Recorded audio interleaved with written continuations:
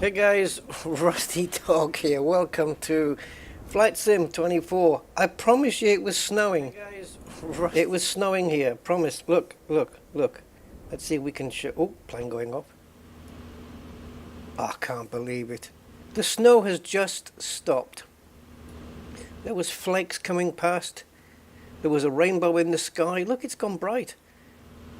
You can tell from the thumbnail. We had grey sky. We had a thumbnail.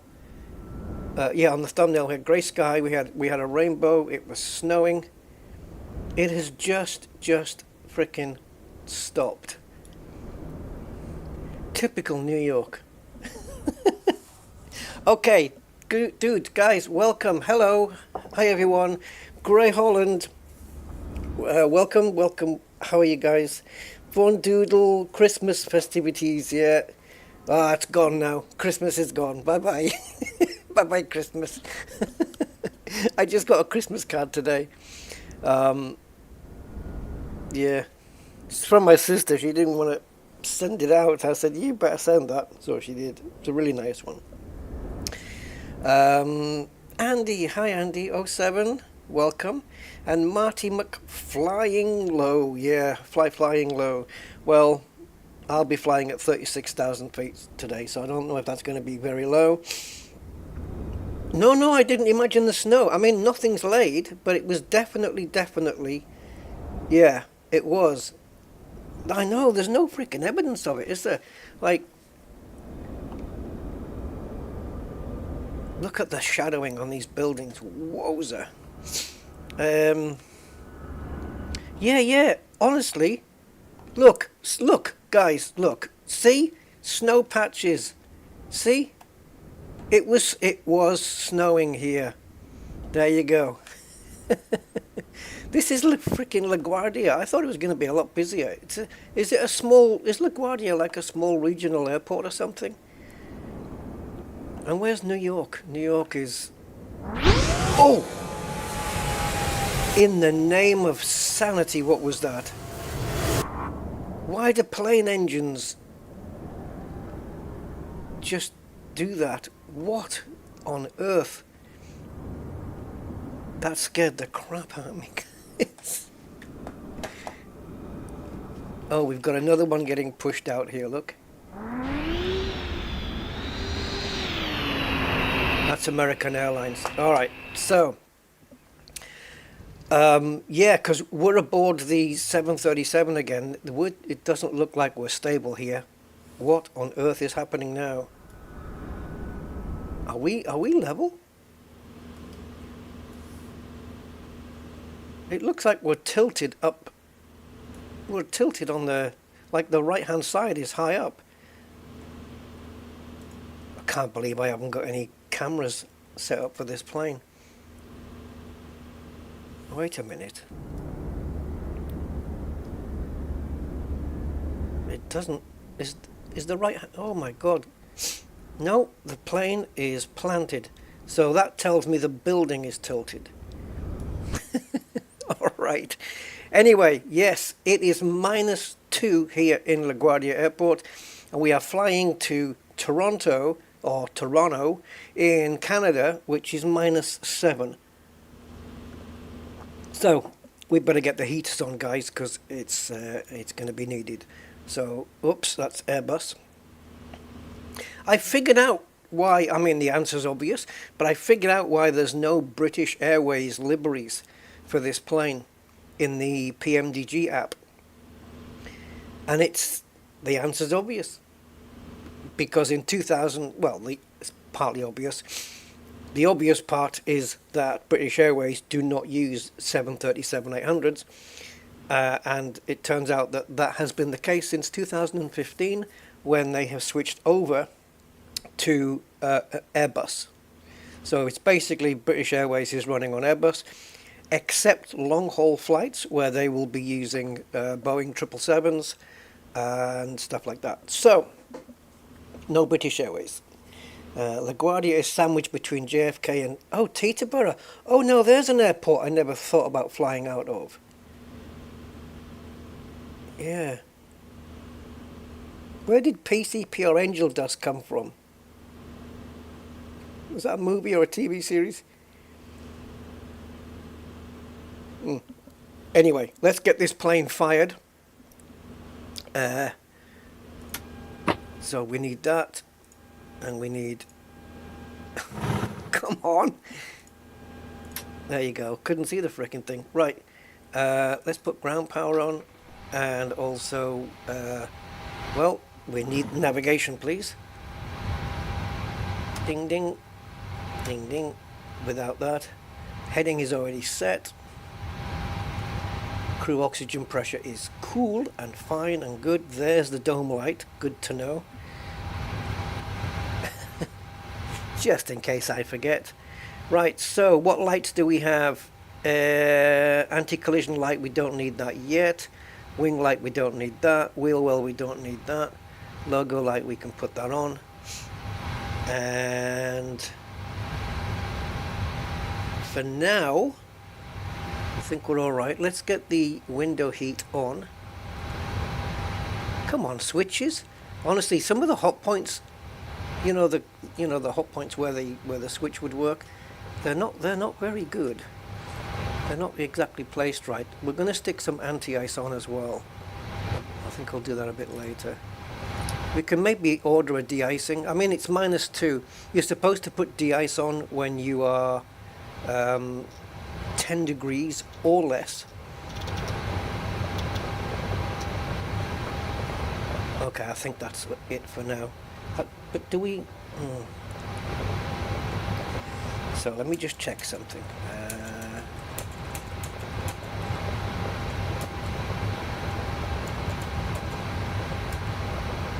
So I asked ChatGPT to provide me a list of ICAO codes for all airlines, major ones and then around the world ones. And when it did the major ones, sorted by region, like USA, Europe, South America, Asia, stuff like that, it was a 2-page list, which was fine. And then it said, would you like me to do an ICAO list of all worldwide airlines? And I just said, yeah, okay, go do that then, all worldwide ones. Be nice to have that list. Yeah. 227 pages PDF file. I mean, that was a bit too much. So, anyway.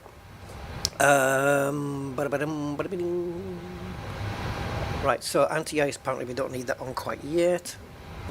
It's only when we have visual icing on the plane, it seems that is when it's appropriate. Trading places, there you go, thank you, yeah.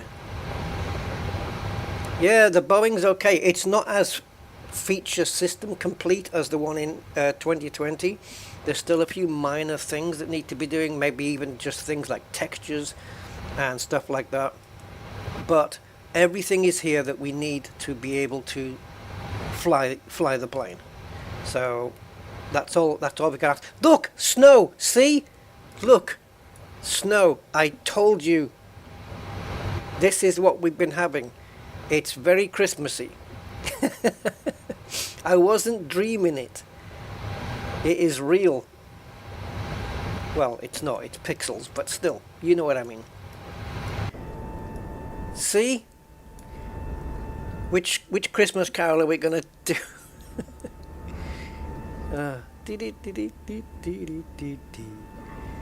Let it snow, let it snow, let it snow.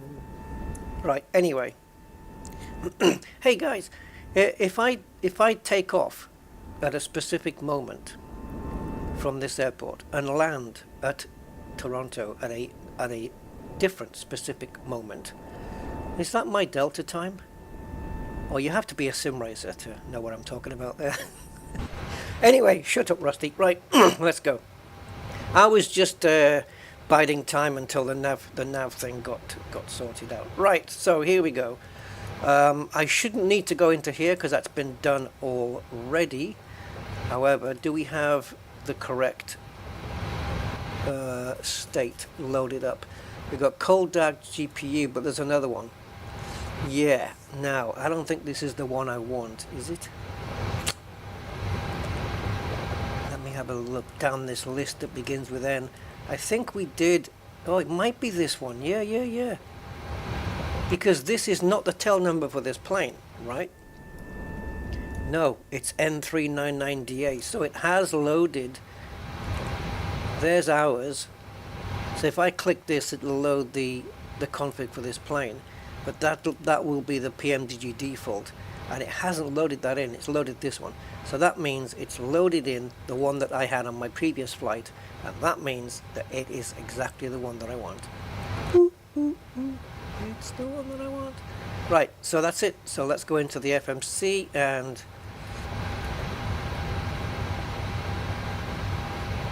What? Nav data out of date. Oh, it is. It only went to December 25th. The air rack cycle has been... Oh, okay. Bollocks.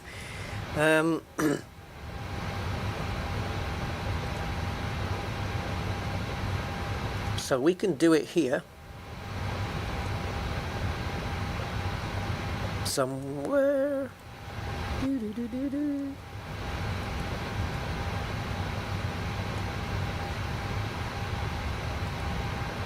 There we go.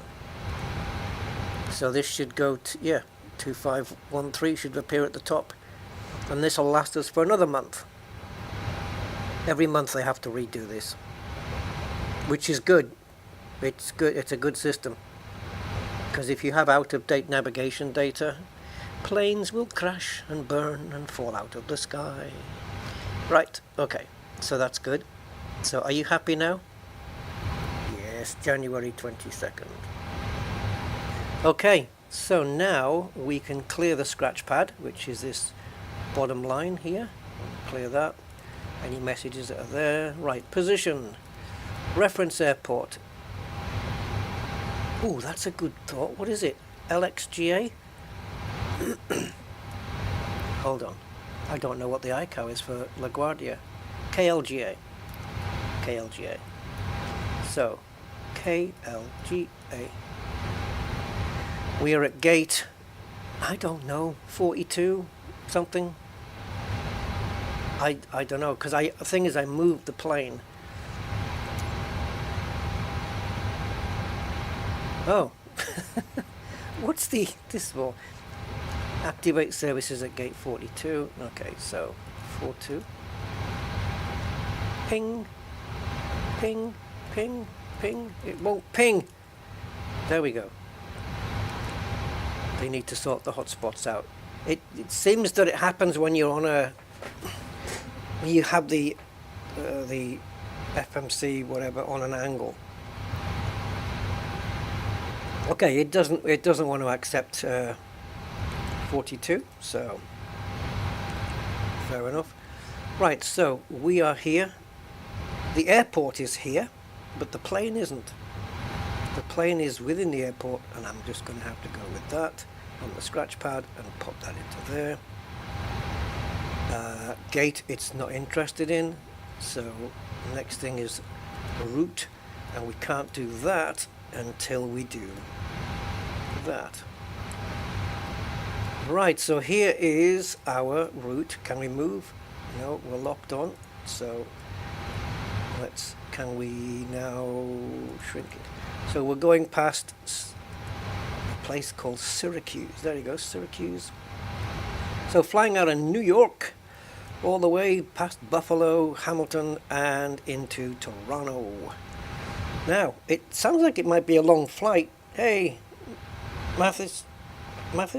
Oh, PMDG? Are you part of PMDG? Oh, I've just been talking about the hotspots.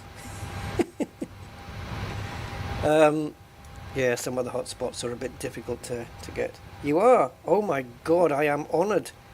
I am honoured to have somebody from PMDG here. I was so waiting for your plane to come to this. And finally, I've now been able to uninstall the previous flight simulator. Yeah. Great stuff, man. It's great. It's brilliant. I love it. Yeah. Thank you for being here, man. You've given my stream some cachet. Yeah.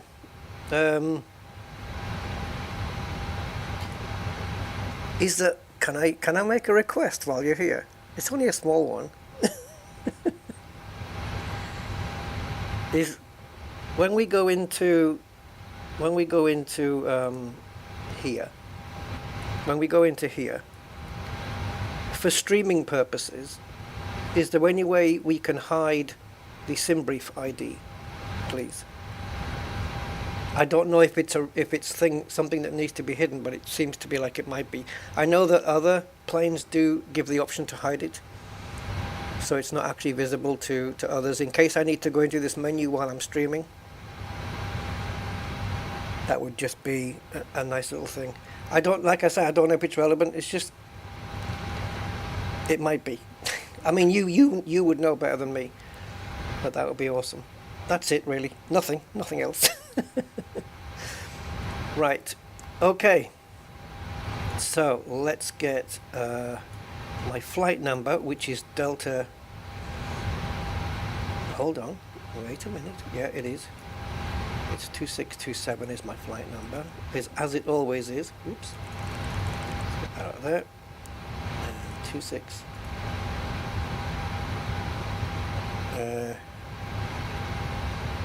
Finding the time. Yeah, I understand. I know you guys are probably swamped.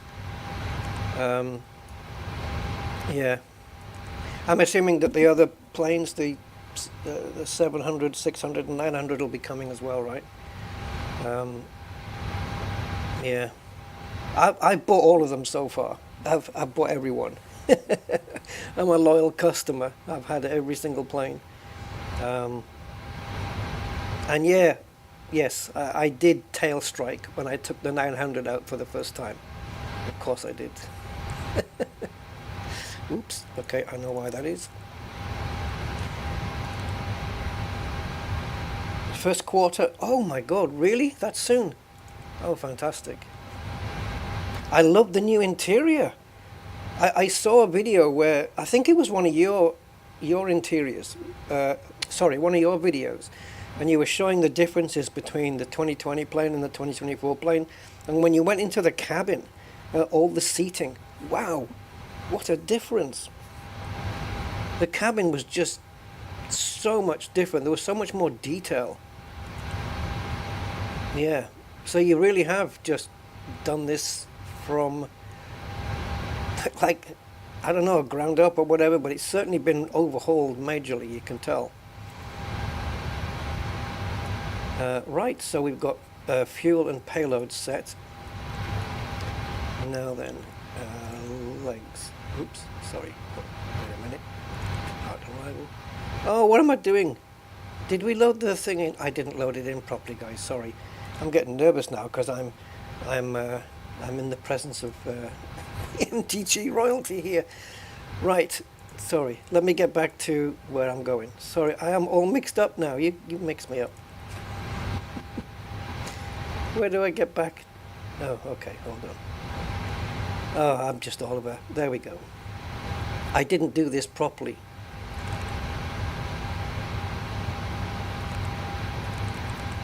Let's get KLJ out the way. SimBrief. And then I've already done the payload and everything, so select route. I just didn't do select route. 75% new. Wow. Yeah, it's neat. It's nice to have a Boeing, like a PMDG Boeing in this sim now.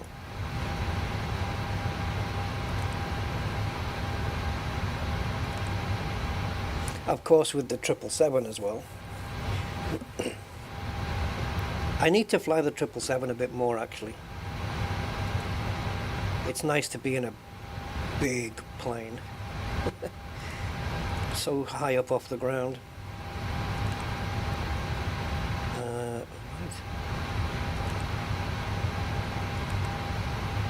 Okay. I think I've done everything right. Fuel is correct. Yeah. Okay, I'm going with that.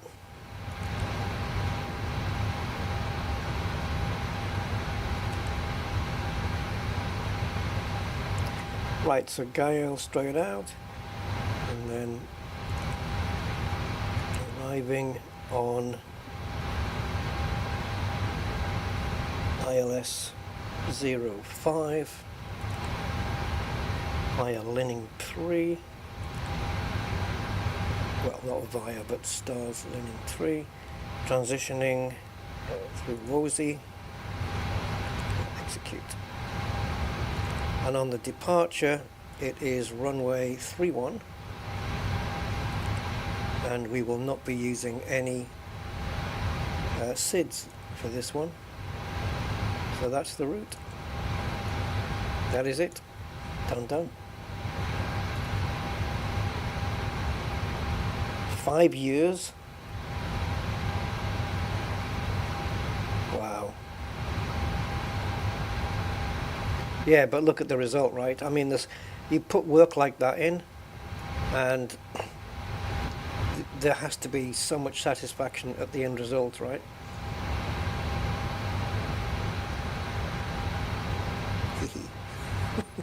I love this. I did see this, and I love that you can just flip through all the different notes. Really cool. Yeah. Is there any Easter eggs you can let me know that I haven't spotted? There's the toilet flush. Yeah. Right. I'm just going to have a quick whip through the flight plan here. So straight out Gael, and then let's step through.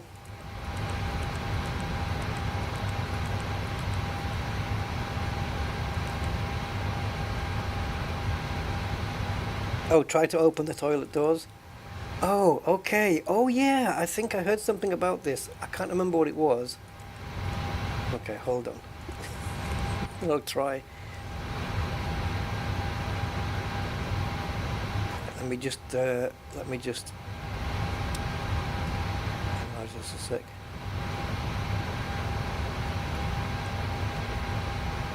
Did I just take this too far? So there's runway Kirpu, Dulpa. Okay, I want to go back a page. Dulpa, Leran. Okay, I'm happy with that. I'm cool with that. Right, let's have a look. I've got to figure out where it is first. Is it here at the front, or?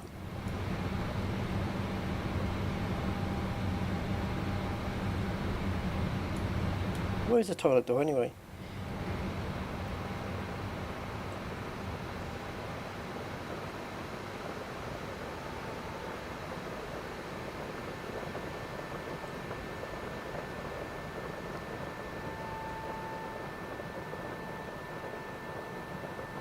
I think I just saw, I just saw a flake of snow.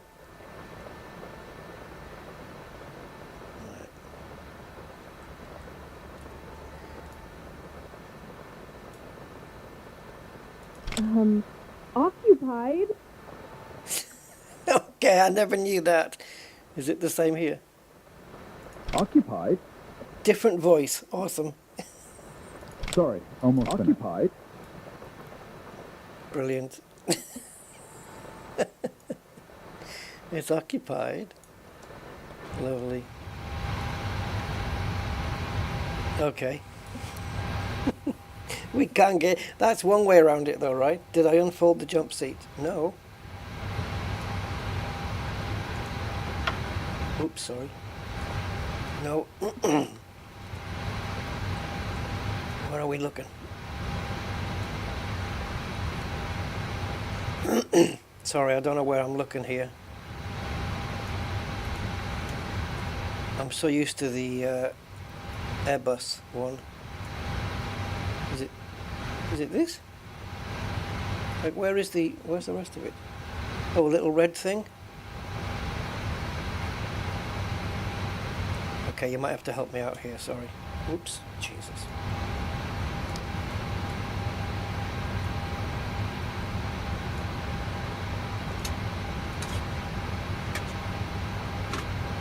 Oh, yeah.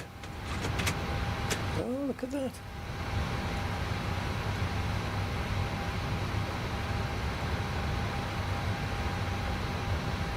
Hey, cool. I think that is actually the first time I've opened out the jump seat on this plane.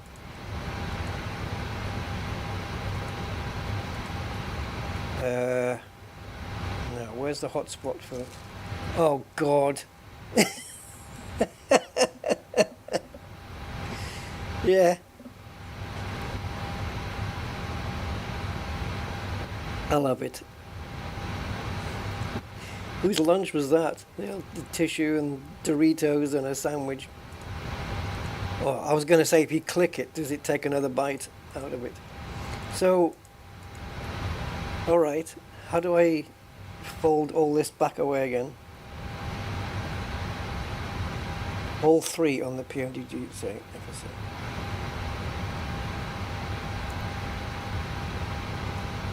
How do I fold? Where's the trigger point to get the hot seat back? Top of the jump seat. Thank you. I might need to position myself. That's the door closed. There. Is it there? I think I had it. I don't know, I had something. I can't get it, I can't put it away. Just under the paper sheets. There we go. Perfect.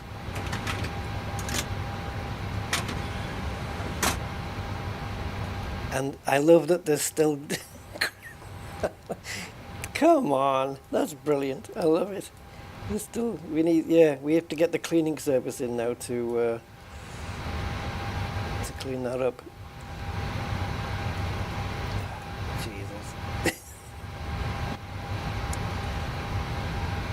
I like it. Want more? Yeah, go on. While you're here, might as well.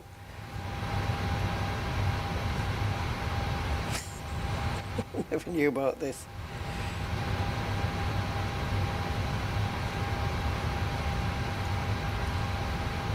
Doritos on board.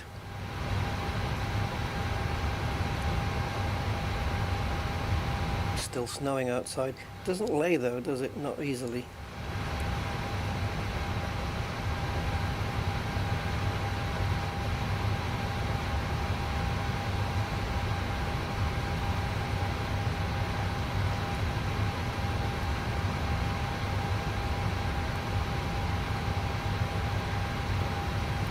You've done sound sets, Marty? That's cool, man. There is a book storage near the door. Okay. Yeah. These.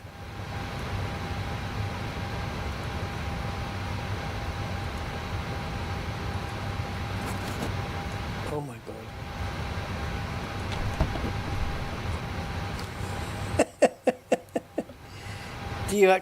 You know what? This has come out and I didn't even accept cookies. Oh.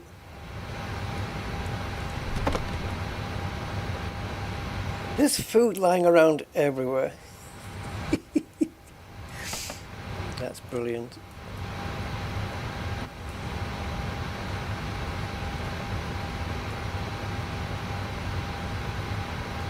Yeah, thank you for showing me those things. That's cool. I didn't even know they were there. There's probably... Does Emmanuel, you know, a 737 pilot, does Emmanuel, I'm assuming he knows about all of these, right?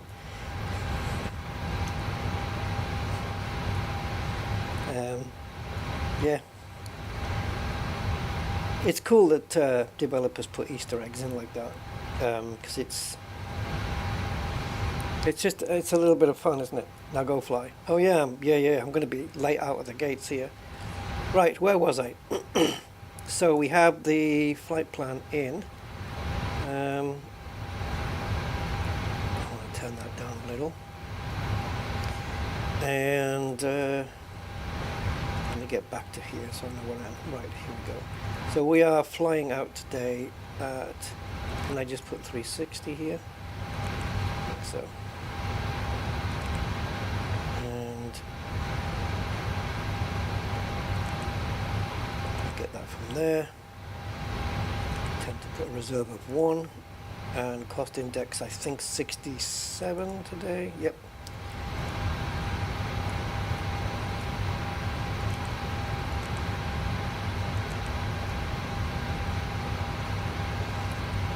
And cruise wind, 1 second.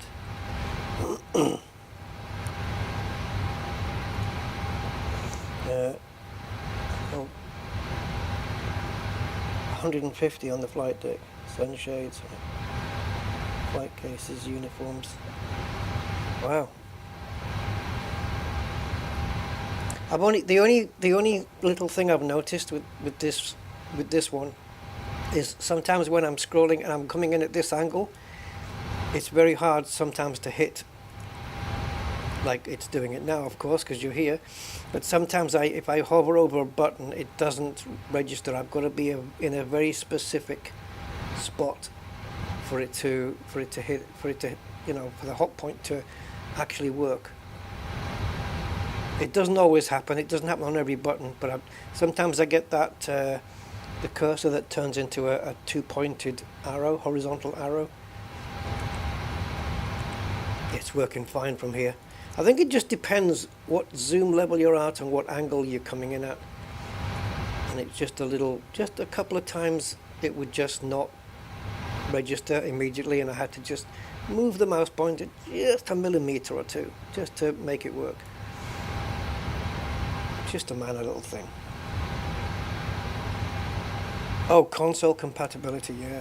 Well, you know, it's not a big thing. I always end up hitting it anyway. It doesn't take more than a few seconds to grab that. I guess once you get used to where it is, it's not a problem. Right, so 307.119, 307 dash.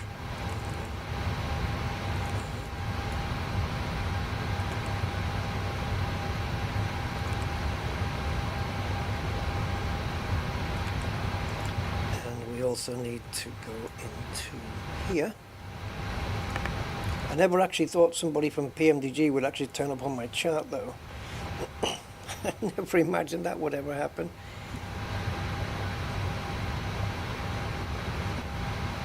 It's so cool as well that this came out before Christmas, because I'm imagining people would buy it as gifts for themselves or whatever, so it was good timing. Right, so let's import these, and we want runway 31.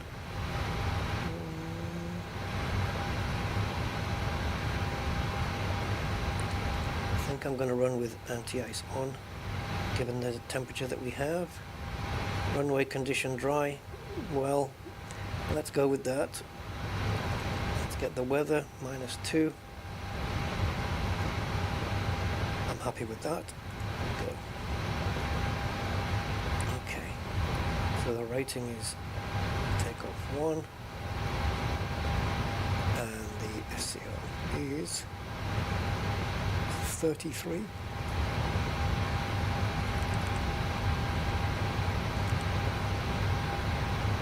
I'm filling all this in right, I hope.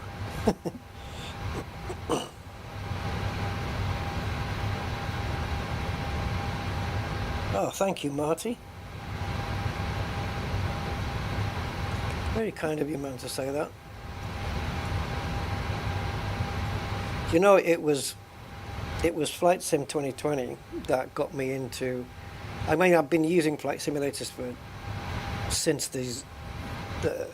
since what was called a flight sim back on the days of the ZX81 and the ZX Spectrum, and then moving on to the Commodore Amiga and then the PC. And I've always believed that these jet airliners, these commercial jets, were way beyond my scope. I knew I had to learn nav charts. I knew I had to learn what, you know, the lingo, what everything does, how to do everything. And starting up a plane from cold and dark, no chance. I thought it was completely I would have too much to learn. And then you know, you got you guys, PMDG, and Phoenix, and they came out and said, right, here's a study level Boeing, here's a study level Airbus, and I thought, okay, that's it, I have to learn this.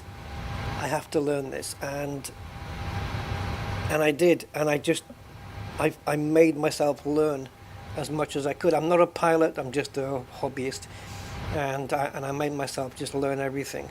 And it was because, but I was only really interested in study level. And all we had at the beginning was the fly-by-wire.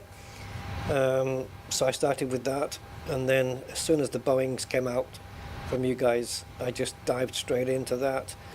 And then obviously the Phoenix Airbus as well. So yeah, and it's immensely satisfying. It really is. So yeah, and I got stuck into charts. I poured over so many videos. It was unreal. But it's all been worth it. This actually all matches up nice.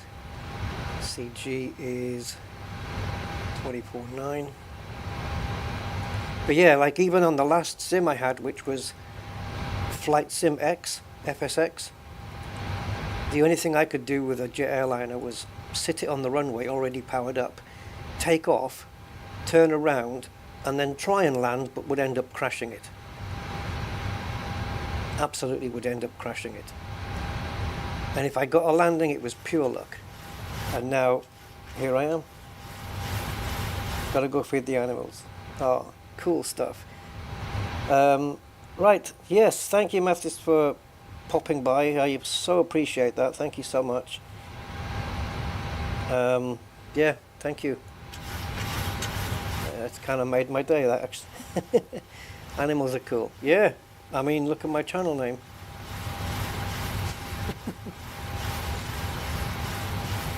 Okay, so we won't. I'm going to go down to about there. Right, so that's the trim sorted. And I think we're ready. Last time I did this, I skipped a step, and I ended up having to go back and put in the ratings and stuff, and then it kept resetting the speeds because I just missed a step out. But not this time. I've remembered and I have learned. Okay. I guess we're ready. So I'm just going to get beyond ATC. Okay, Marty. Have a safe trip home, man. Yeah, 2026. Yeah, got quite a few days to get through. Not between here and 26, but the whole of 2026. We'll see if it's a good one or not. Hopefully it'll be better than 25. Yeah, I was amazed. PMDG showed up, man, and gave me a little tour of some of the Easter eggs on the plane and stuff. Very cool. We got a really heavy discount on this plane as well, because if you had the 2020 version, which I did, then you got a heavy discount on the on this one, which was really cool, really nice. Right, where am I, guys? Because I'm a bit flustered now. If I miss anything out, I'm blaming PMDG for it. Oh, okay, I know. We need to sorry, I'm all over the place. Right, let's tune in to ATIS and yeah, let's have a see what they're going to say to us today. So we want to be on 127.050.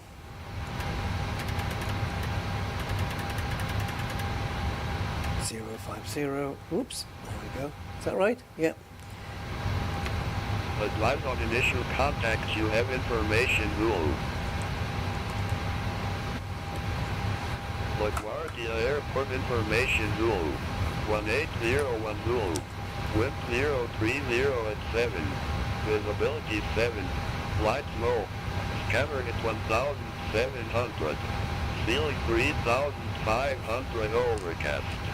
Temperature -02. Dew point -07. Altimeter 3011. Landing runway 04. Departing runway 31. Advise on initial contact. You have information, Zulu. Okay. Now we need the clearance frequency, which is 135.2. 1801 Zulu. Wind 030 at 7. Visibility 7. Light low. Scatter at 1,700. Ceiling 3,500. LaGuardia clearance, this is Delta 2627 with information Zulu requesting IFR clearance.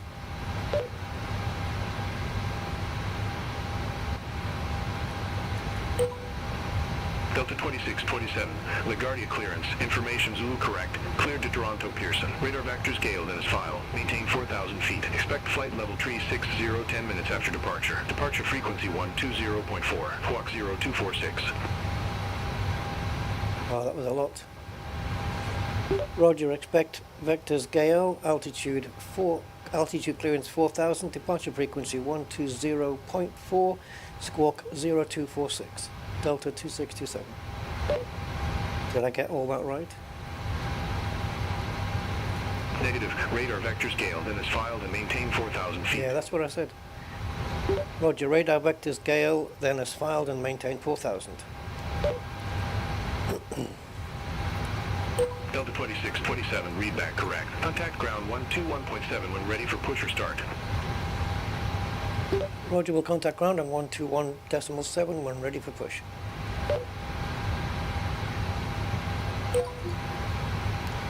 Come on, I need to get this air pressure done. 11.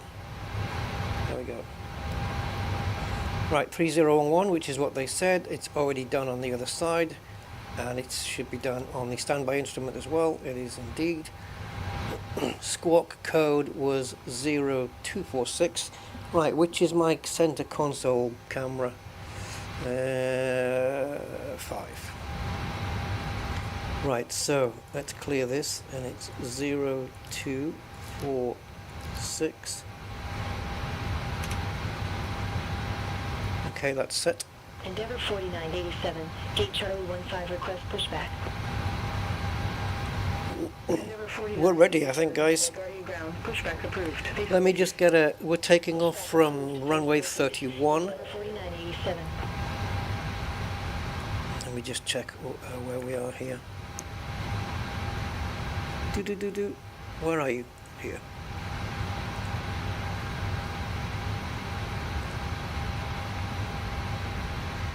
Oh, Navigraph had a little problem there.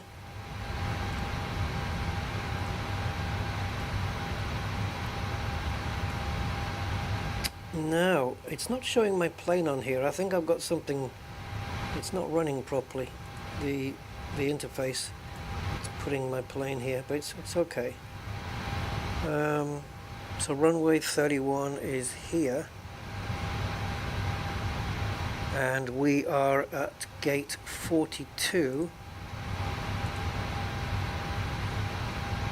So I don't know where the hell we are really. Are we here?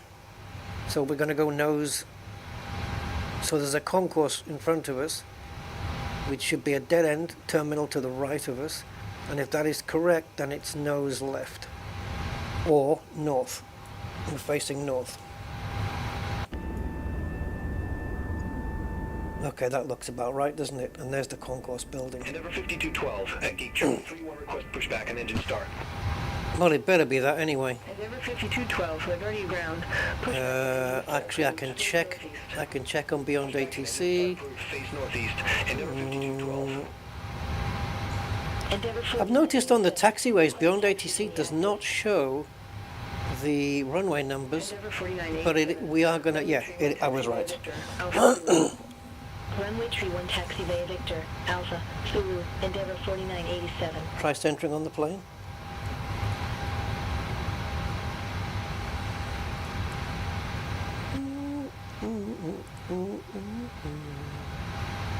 Yeah, we don't have the option here. It should be clear here. The plane should be showing up as a blue plane icon. It does it in Navigraph. Perhaps it doesn't do it on the charts within the plane here, which is it's fine. It's okay. 87. Contact LaGuardia Tower 118.7. Right. So this is our approach. 1. We are approaching 87. Toronto on runway. What was it? 05.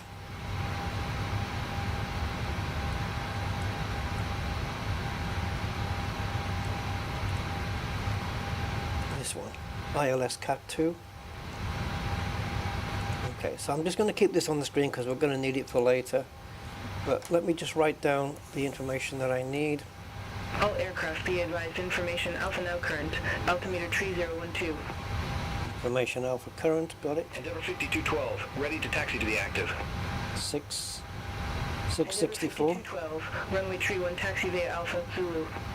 All right, we'll taxi to runway 31 via Alpha. And inbound course is 057.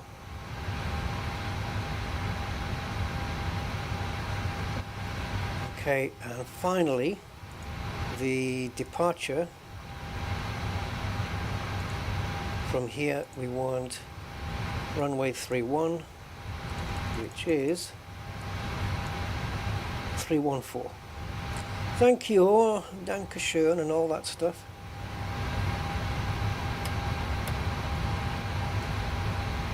Now we're going to be cleared up to 36,000 in 10 minutes after departure.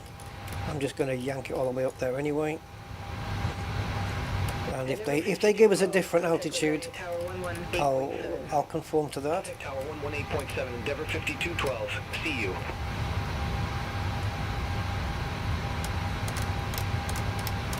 Now this was meant to be 159. I'm just going to add a couple on because I like that.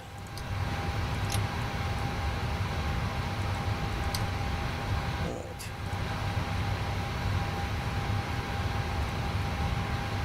Okay. Apart from flaps and the brake settings and stuff and the fuel flow, I think we're all ready to go.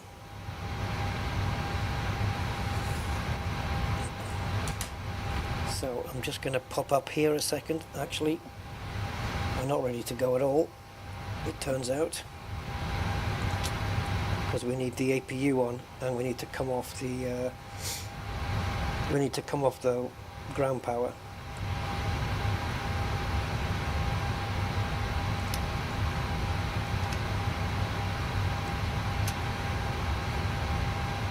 And let's get the beacon light on.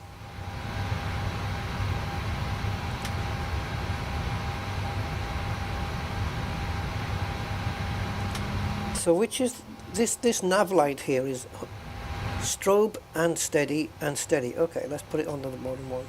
That should have been on already, really. Okay, APU is climbing.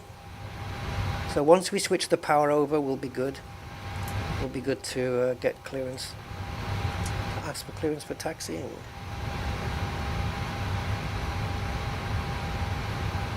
Remind me about the packs as well.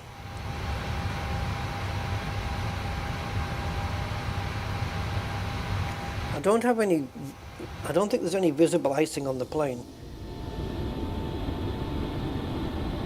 No, so maybe we can actually do this without the anti-ice after all. Come on.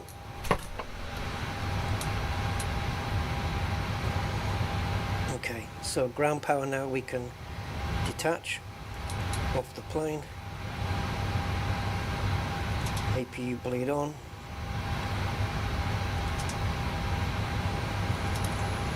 Pack set to auto.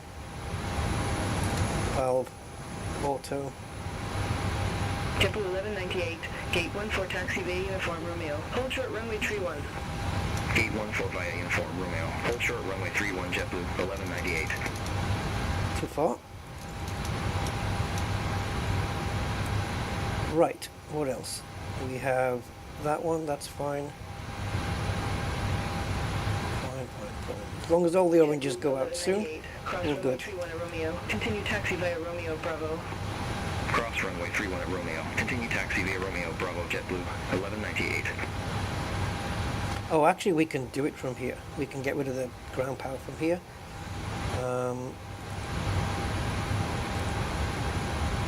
Ground services, just get the chocks removed, and that will release the stairs, the ground power, everything.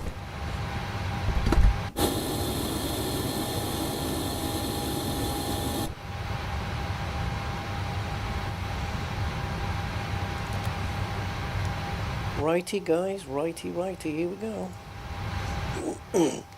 LaGuardia ground, this is Delta 2627 requesting push and start.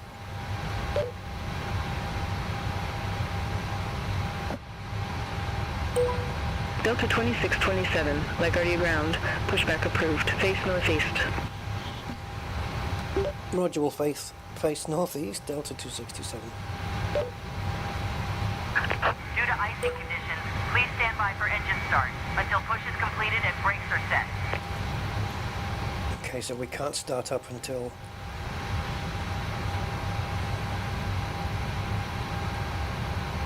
Right, okay. Hello, Captain. We are ready for pushback.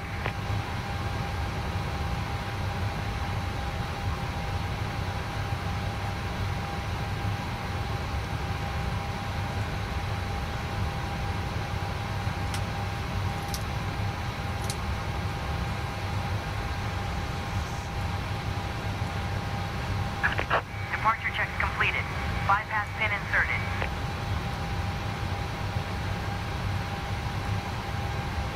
So we will be going nose left, northeast, that is correct. And we cannot start the engines due to icing conditions until we are pushed into the taxi position, the correct position. So, next time I fly this plane, guys, I'm going to have all the cameras set up on the inside cabin. I didn't set anything up, Locking gear. but I will for next time. I promise.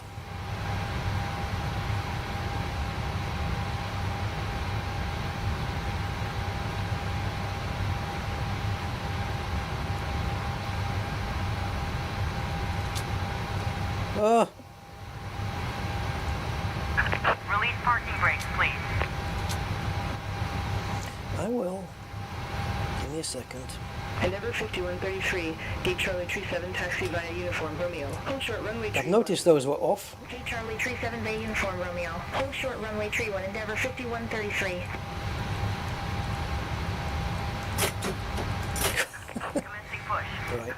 Due to icing conditions, please stand by for engine Yes. I promise I will not start the engines until Endeavour 5133. we're ready. Cross runway tree 1 at Romeo. Continue taxi via Romeo, Golf Bravo, Lima Alpha.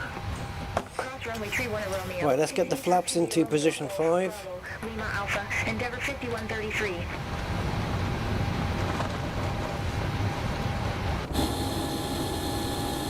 What the hell is he doing?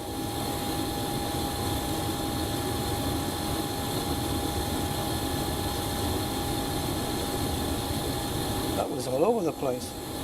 Hey, Mr. Pittman, welcome. How are you doing, sir?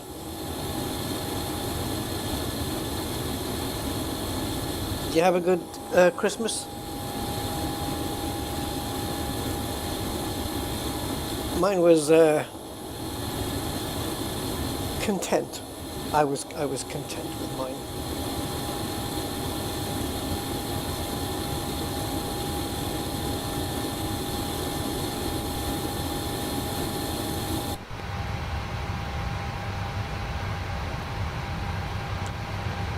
Right, so she's okay. So we have to do this now because she's not going to go. We're not going to get detached until we get a good engine start on both. So fuel pumps are on. Bleed is on, right? Yeah, bleed is on, and low pressure here. That's fine. Dual bleed, that's going to come off by itself, and so should these two. Okay, so all those oranges should go out when we start the engine. Right, engine start then, I guess. Taxi via uniform Romeo. Hold short runway tree 1. Gate Charlie tree 8 via uniform Romeo. Hold short runway tree 1, Endeavour 536. Boo, boo, boo, boo, boo.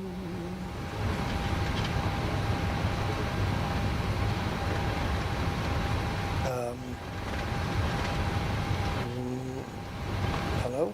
Endeavour 536, cross runway tree 1 at Romeo. Continue taxiway Romeo, Golf. Hello? Bravo, Lima. Engines? Cross runway tree 1 at Romeo. Continue taxiway Romeo, Golf, Bravo, Lima Alpha, Endeavour 536. What have I missed?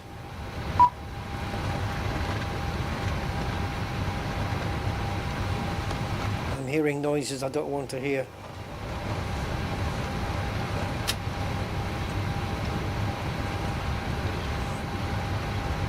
Is the SR-71 out? Then I'll try it.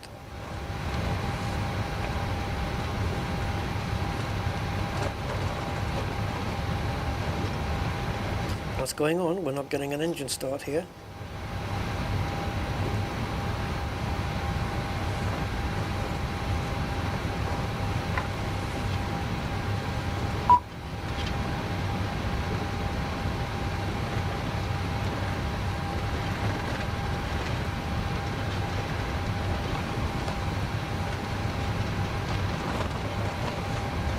What's that noise?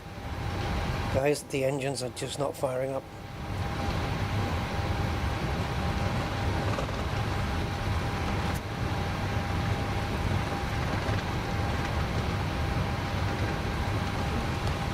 Remember what I said about missing something out? Okay. Fuel pumps are on. APU is running, right? Absolutely. So fuel is definitely pumping through. The bleed is on. Without that on, it ain't starting. I'm just going to turn these off a second.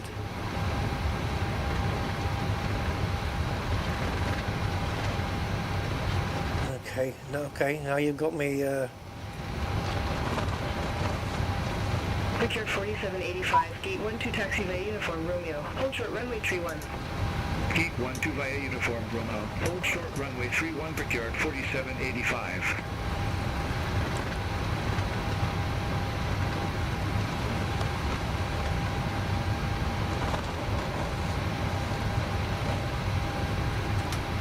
Procured 4785, cross runway tree 1 at Romeo. Continue taxiway Romeo, Bravo. Cross runway 31 at Romeo. Let's try the left engine, see if we can get that fired. Procured 4785. Okay, left engine is coming alive.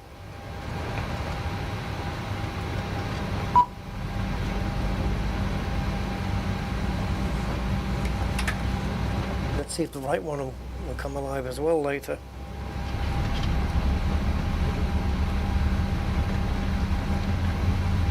Just wait for that to flick off and then maybe I'll use the left ignition for the right engine. Can you do that? I don't know what the hell that was. Was it didn't like the packs on or something?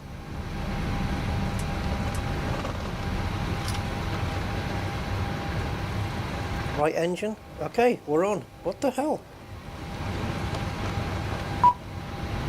Maybe it was the packs. It wouldn't start with the packs on. I seem to know.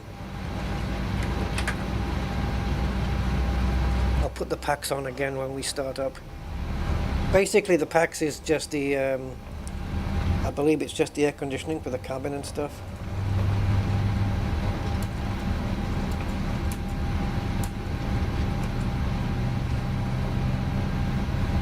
It's pneumatic air conditioning kit is what it stands for.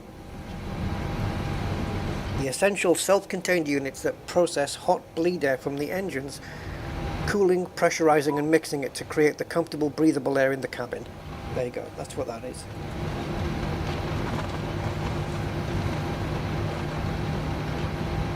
Alright.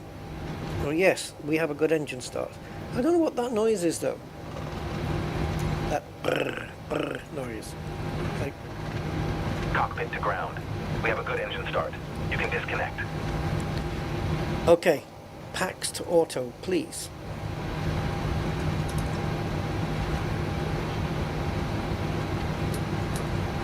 generating power, sorry. APU off, I think it's already done. You can set it off down here as well. Take the bleed off. And now orange light is extinguished. Any more orange lights apart from these, which are meant to be? We're good. Unlocking gear. Well, okay, little bit of a hitch there, but we got it.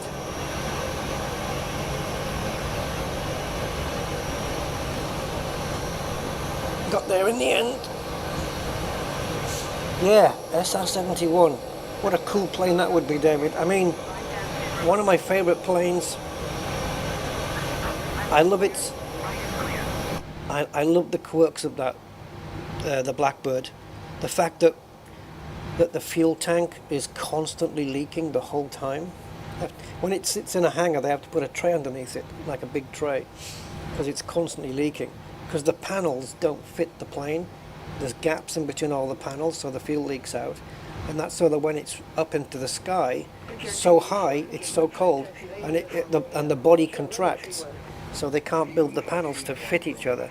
Runway 31 Brickyard, 284. Oh, the cold and dark and the take. Oh man, but yeah. Do you know who's made it? Let's have a look. SR-71. MSFS. Cross runway 31 at Romeo. Continue taxi via Romeo. Oh, Blackbird Simulations, early access. $35. Is it study level though? Oh, it looks awesome, doesn't it? 35 US dollars, whatever that is in pounds. I don't know. 27 quid, 28 quid. Look at it, man. Is it study level?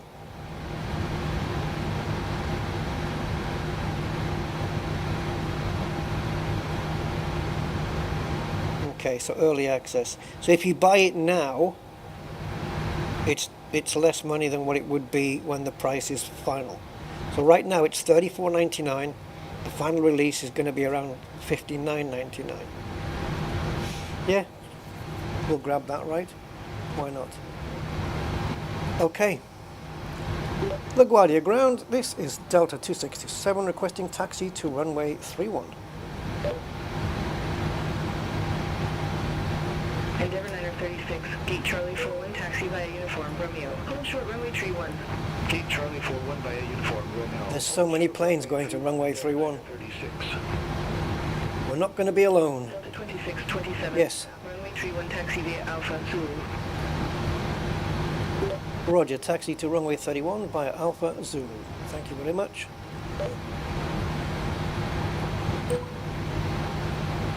Endeavour 936, cross runway 31 at Romeo. Continue taxi via Romeo, Golf, Bravo, Lima Alpha. Cross runway 31 at Romeo. Continue taxi via Romeo, Golf, Bravo, Lima Alpha, Endeavour 936. I barely have to apply any throttle here for this thing to start rolling. It's so nice. Smooth as you like. Right, Toronto, here we come. Goodbye, New York. It's been a lovely Christmas shopping trip. But now I must take leave of my senses. Okay, guys, where are we going?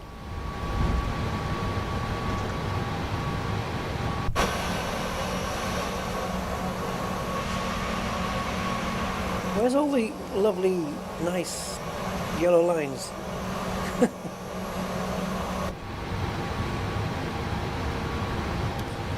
Right.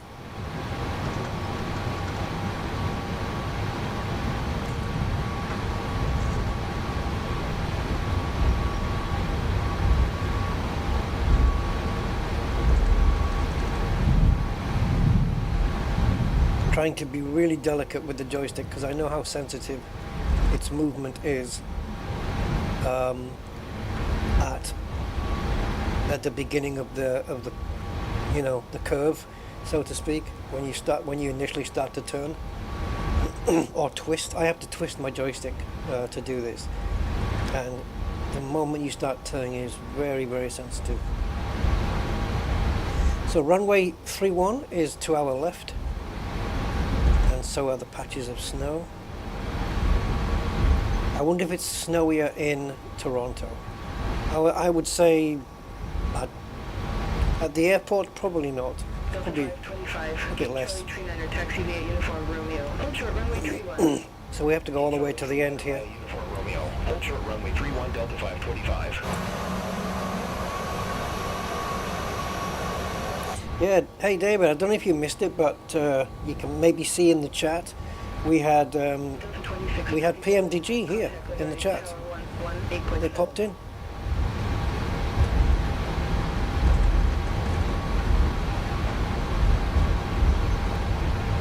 I was honoured.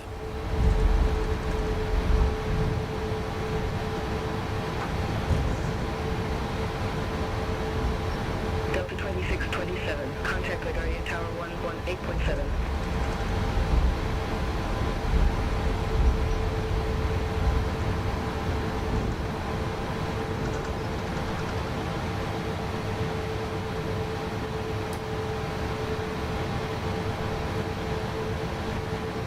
Tower 118.7 Delta 2627. Have a good day. Right, I'm going to be handing off radio communications just before we take off to my co-pilot. ILS runway 04. Procure 5639, LaGuardia Tower, wind tree 50 at 9 at runway 4 cleared to land. Come on. Runway 4 cleared to land. Procure 5639. Okay, that's the new fuel flow. It's been reset.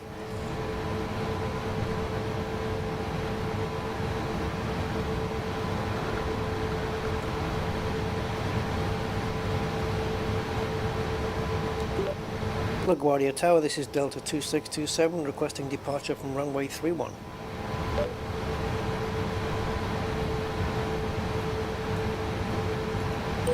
Delta 2627, LaGuardia Tower, wind tree 50 at 9 or fly heading tree 20, runway tree 1 cleared for takeoff. Roger, wind 350 at 9, flying heading 320 from runway. Oops. Okay, I messed. Delta 2627. Yeah, my finger came off the button. Tree 1. Roger, cleared for takeoff on runway 31, Delta 2627. Have a good day.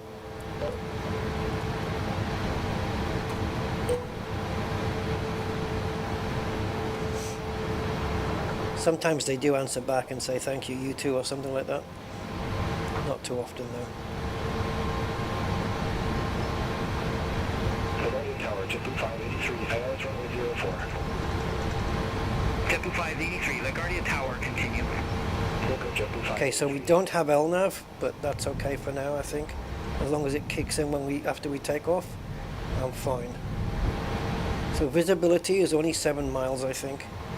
Looks like that to be the case. Visibility is not too good. We don't have LNAV at all now. Well, we're going to need it.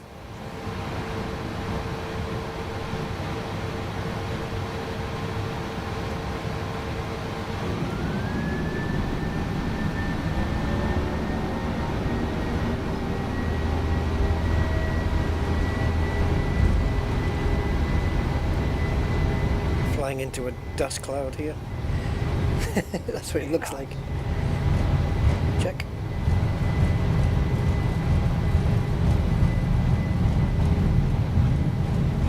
Reporting. Positive climb and gear up. Ready to climb.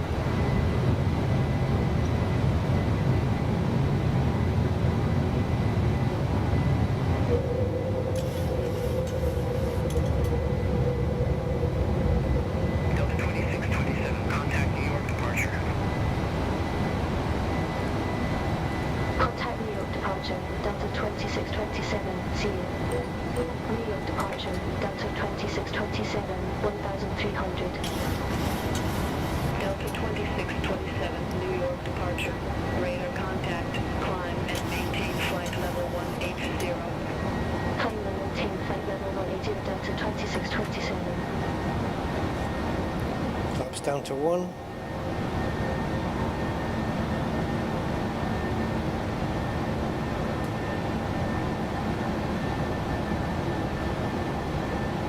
Still manual flying at this point.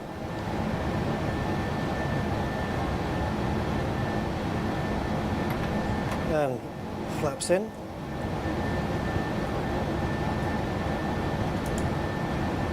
QL nav.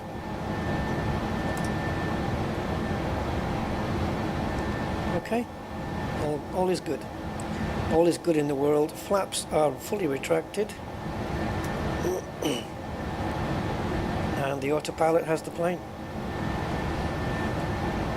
Visibility, not great. We have to get through these clouds. The transition is quite sharp, isn't it? I mean, it goes from grey to a white. I mean, we are pummeling through the sky. I just don't want the landing to be like the last one where I don't know what happened, but I noticed that the VNAV light had come off on the landing, and I think that was okay. I initially thought it was a problem, but I think that does happen when you have the approach mode on and you've got the glide. You're on the glide slope now. I don't think the plane needs the VNAV after that. So I think that's absolutely fine. We should clear this. We should clear this soon. I can't see anything. At least the plane knows where it's going. And we're out.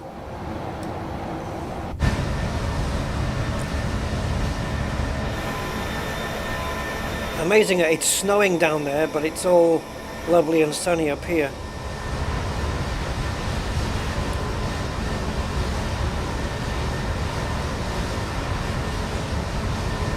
Bit windy on the wings there,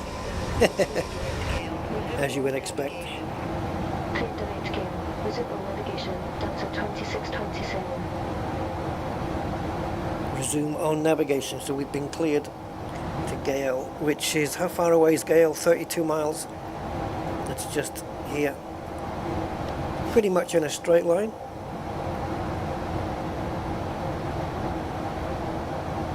It is snowy down there though, isn't it? We've had a lot of snow in this area. New York, I guess, this time of year, you'd expect. Yeah, big time streamer. You know you've made it in the world when the frickin' developers are coming to your chat. Very nice of them, man. Very nice of them.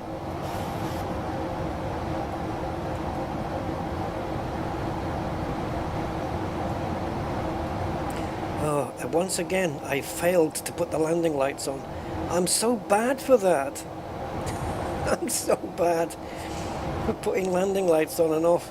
Used to have both. You know when you're on the holding point of the runway and you say requesting clearance for takeoff, and then the next thing is that you roll onto the runway. That's when you need your landing lights on.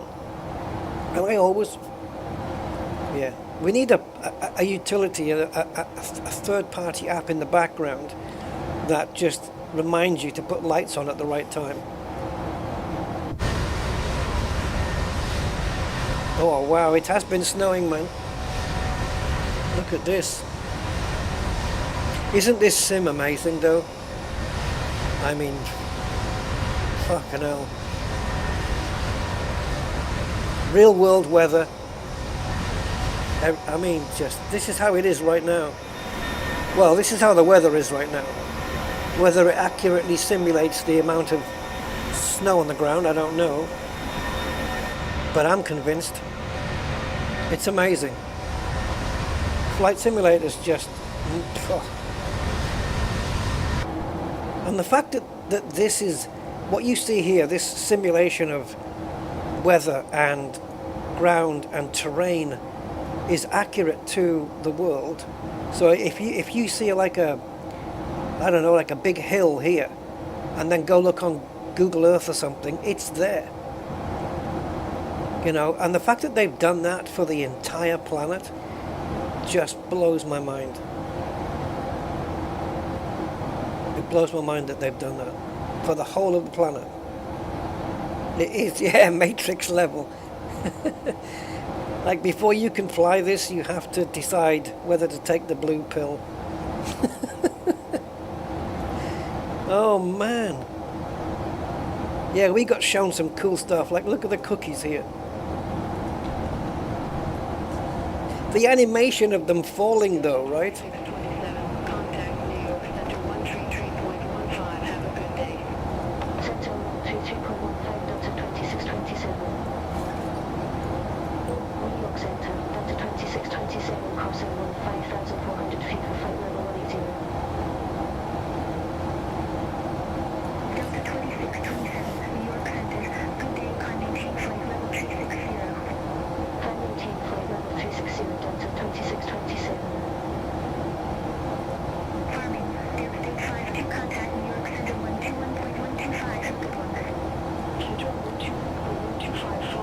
Is there any way to get rid of the charts off here so you can just see yourself flying? Is that a thing?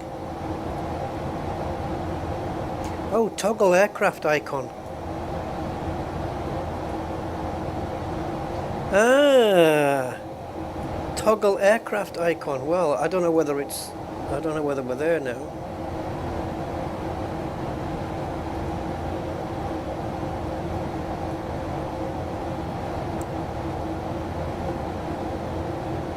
So we're coming in via, I think it's landing 3 or something like this.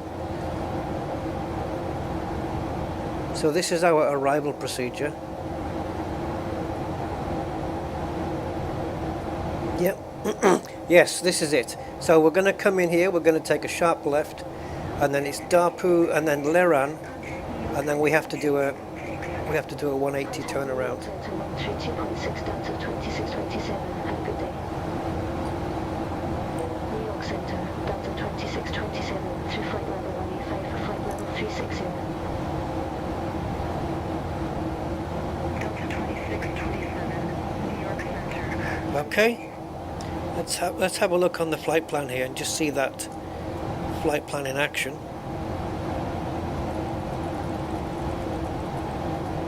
Right, so there's the turn.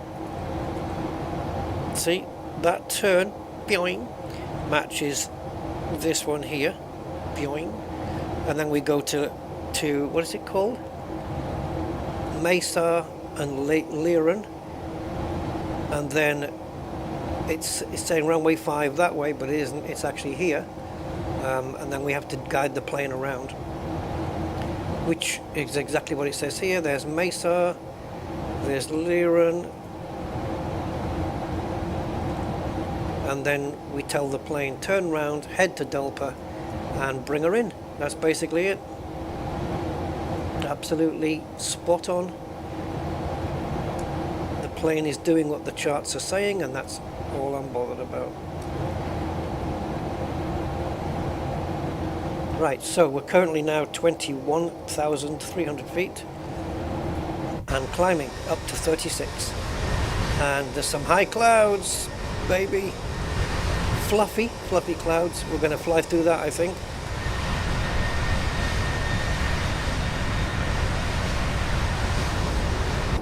So when we took off from LaGuardia, it was -2, and I believe last I heard it was -7 in Toronto. So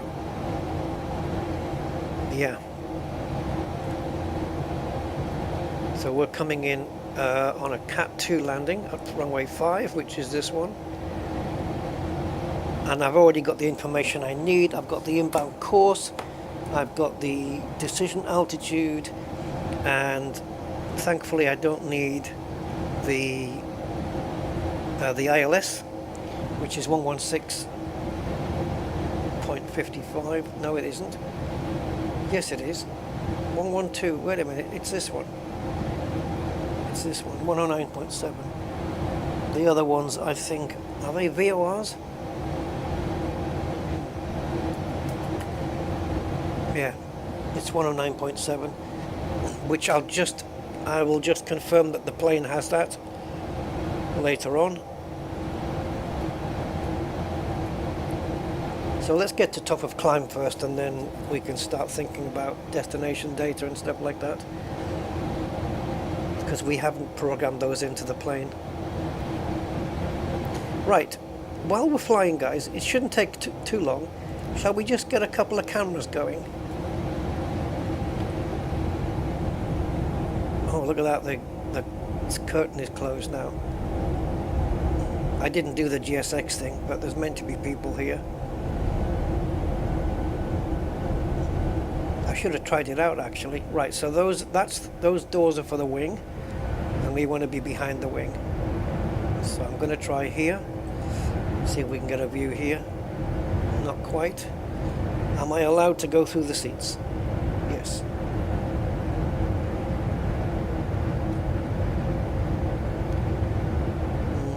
Can we go back one? No, maybe this one.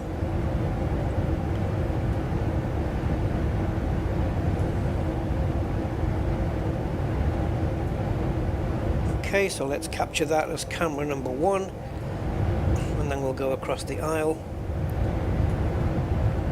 We'll get camera number 2 from this window.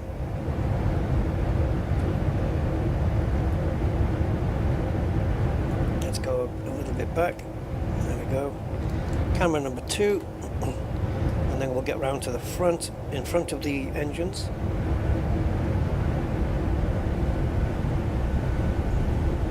Quieter here because you're not hearing the jets push out all that air at the back. We went a bit too far back. Let's use that as camera number 3. And if we whiz over the other side, actually that is incorrect, Rusty. That is camera number 4. Left hand side is 1357 and 2468 for the right hand side. There we go. Okay, camera number 3. So now if I go to camera 1 and 2 and 3 and 4. Okay, cool. Sorted.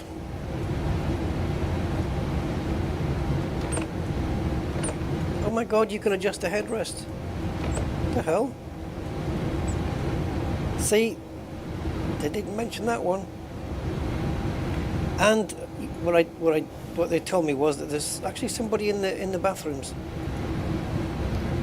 but there is no bath.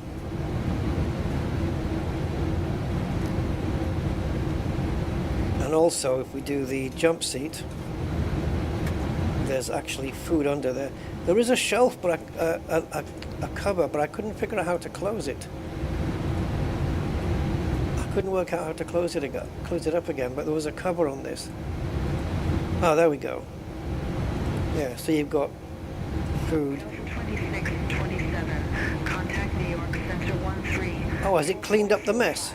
Looks like it cleaned the mess up. New York Center 134.45 Delta 2627.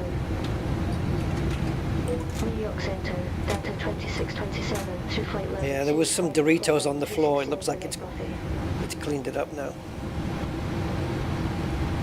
Delta 2627, New York Center, good day. Good day, New York Center.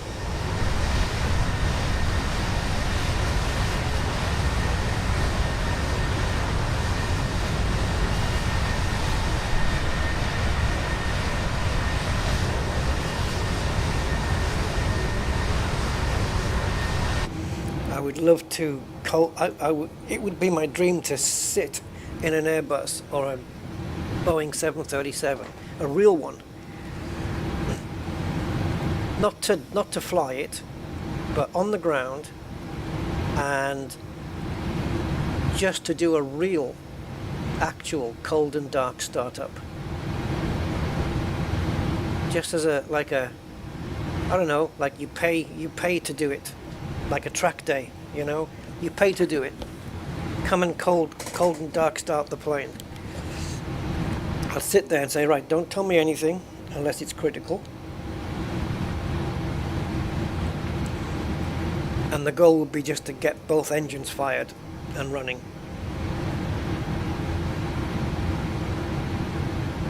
Assuming there's already fuel in the plane. I would love to do that. That would be unbelievable. And I'm not talking about a professional grade simulator either. I'm talking about the real deal. The expense that would be though, right?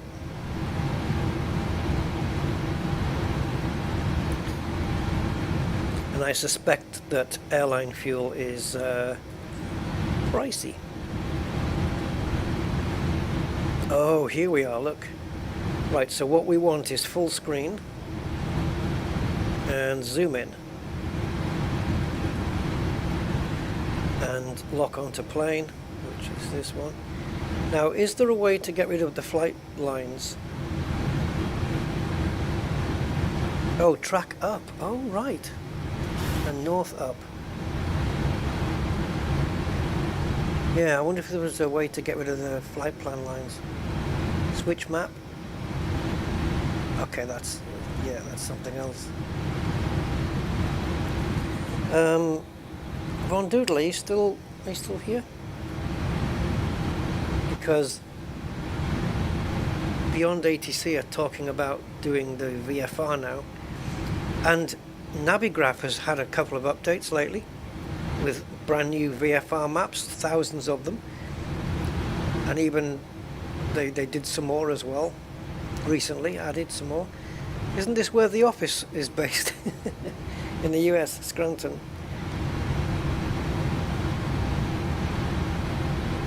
Right, so we will soon be at top of climb. I don't know how long we're up here for.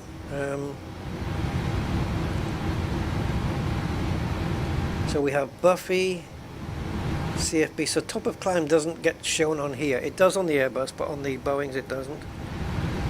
So let's see if I zoom out. There's top of descent. Okay, so it's not far. It's after. It's quite a ways after Mealy actually. Okay.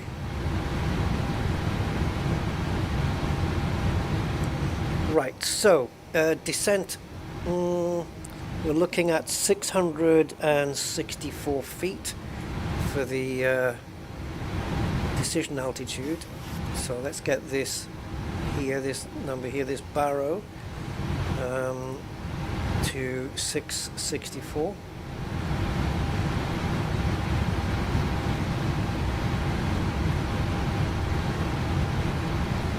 Minimums. That's what that is. This is the altitude at which they'll call out minimums. We are 0.811 Mach speed. 1.0 obviously is Mach 1. Hey, we're not too far off it, right?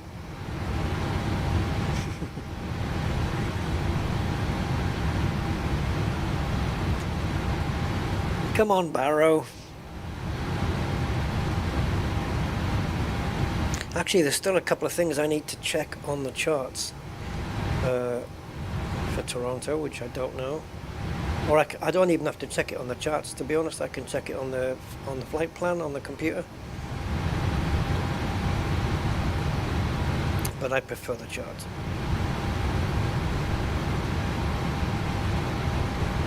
Come on, Barrow. Go faster.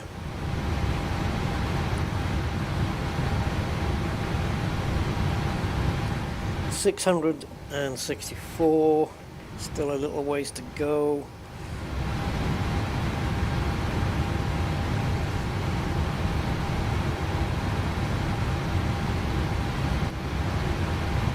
There's a lot of airports I find in the US where they are the runway itself is quite high above sea level, like a thousand or more feet above sea level.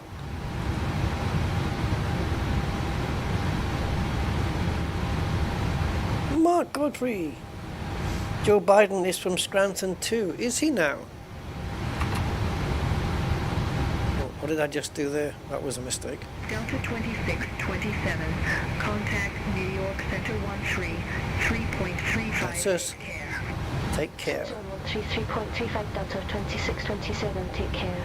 Thank you. That's her. That's her doing that. New York Center, Delta 2627, crossing flight level 346 with flight level 360 direct Binghamton. So we're going past Binghamton.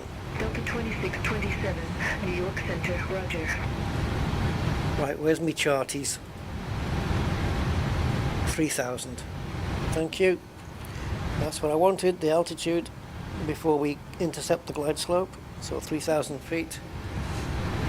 Course of 57, and then 3 degrees down. Contact Cleveland. How do I know it's 3 degrees down? Because it usually is. And if you want it confirming, it's right here. 7.475, Endeavour 53. Your glide slope in at 3 degrees all the way. So from 5 point. Well, actually, I don't know. No, actually, not 5 point. So that's 9.5 miles out. That's 4.2 miles out. This is 5. So yeah, but is that what this is? 5.3 here. So 5.3 miles away. It can't be. It has to be later than that.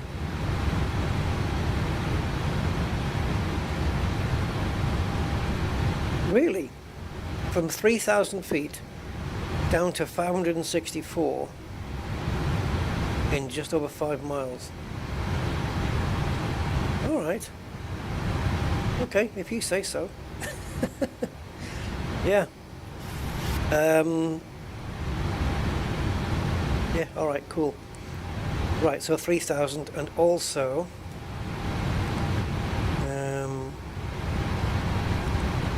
approach, we're going to be approaching at 30 knots. ILS 109.7, so it did get it right. Inbound course 057, it did get it right. So there we go, 109.7, inbound course 057. So the plane knows, I didn't even have to tell it. Glide slope on, yes. Wind correction plus 5 knots. This will be our VREF speed, 149. I'll have to keep that in mind. We're all ready. We're all good.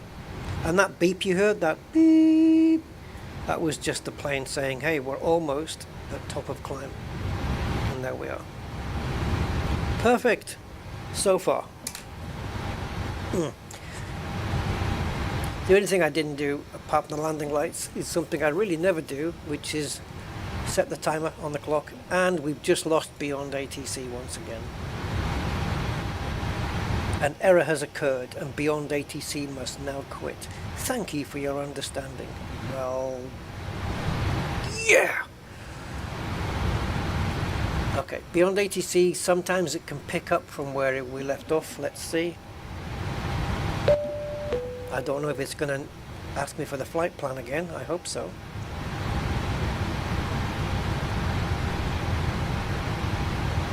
Is it? It says loading. Yep, loading airport. LaGuardia, loading airport, Toronto. Yep, okay, cool. Oh boy. We had this last time. Things didn't go perfectly well after that.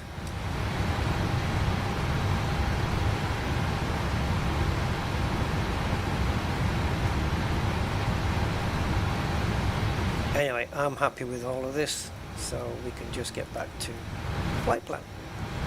Let's have a look out. Is it still snowy down there? Yeah, it is. Look at this. Big patches of snow. Whoops.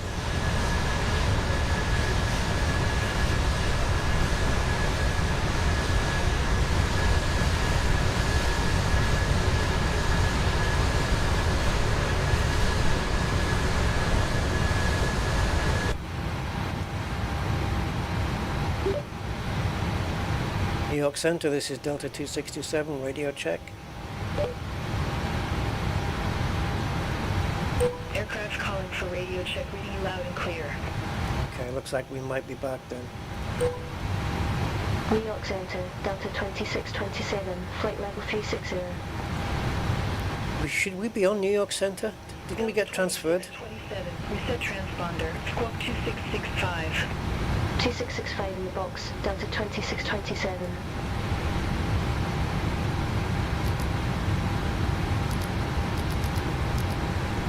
Delta 2627, New York Center, radar contact. Good.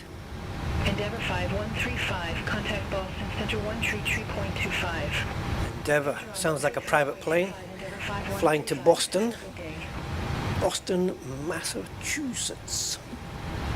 United 885 Heavy, New York Center, amendment to your route advised, ready to copy. Ithaca. Affirmative, ready to copy, United 885 I've heard of Ithaca. United 885 Heavy, expect winds 1, runway 01 right. Expect winds 1, runway 01 right, United 885 Heavy. So Dulpa is the 3000. Okay. Alright. Okay. All good on the Western Front.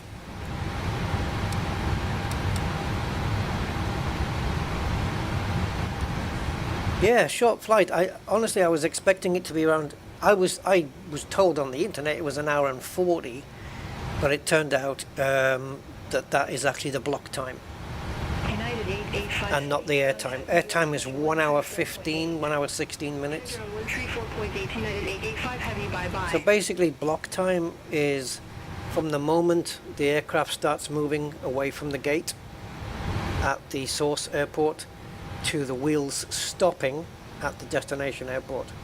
All of that, plus all the waiting time that you have, you know, that is block time, and that's expected around 40.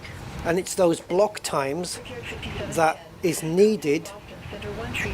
So when you're at the airport and you see that list of arrivals and departures, those times of arrivals and departures is based on the block times, not the length of the flight. So yeah, they're quite important. But yeah, actual flying time here, 1 hour 15-ish. If we get a tailwind, which we haven't got, we've actually got a headwind, and quite a strong one as well, 120 knots pushing onto the plane, which slows us down, but also gives us some nice lift. So maybe we don't have to push the throttles so hard, although they are being pushed 91.7%.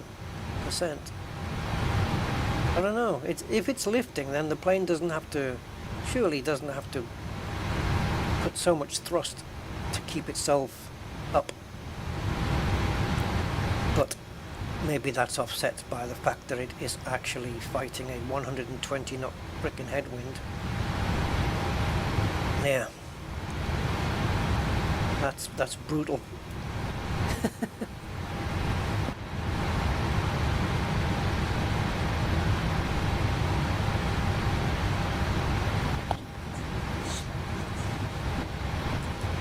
Hang on.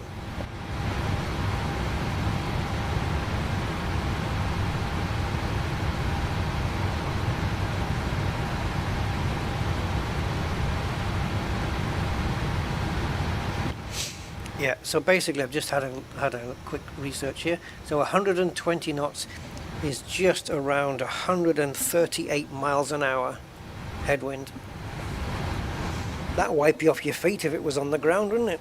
130 mile an hour wind hitting onto the plane. Do we have the TAT temperatures and stuff? Well, TAT temperature doesn't actually make any sense, but because TAT is temperature.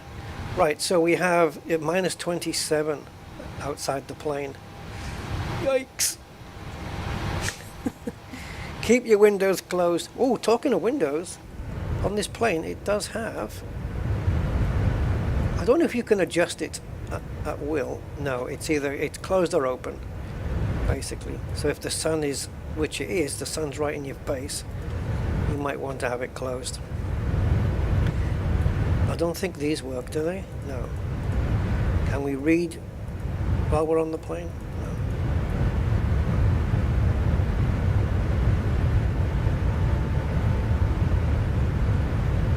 No. Oh yeah, no smoking. I didn't even bother with those. Nobody's been wearing their damn seatbelts.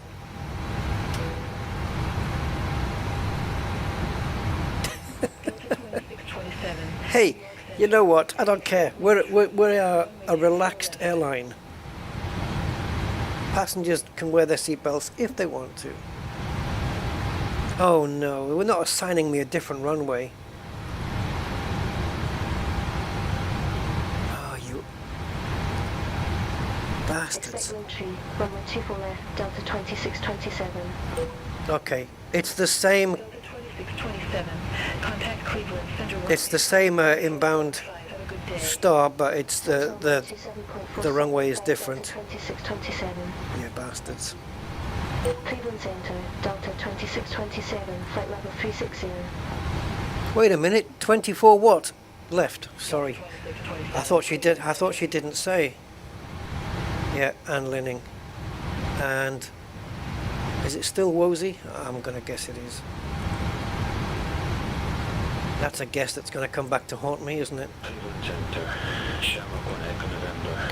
Right, let's have a look at that. We have just changed runway which means I have to put Shamrock 1 Echo. all different information in. Contact. Alright, let's do that now before things go wrong. So we're coming in now, ILS 24 left.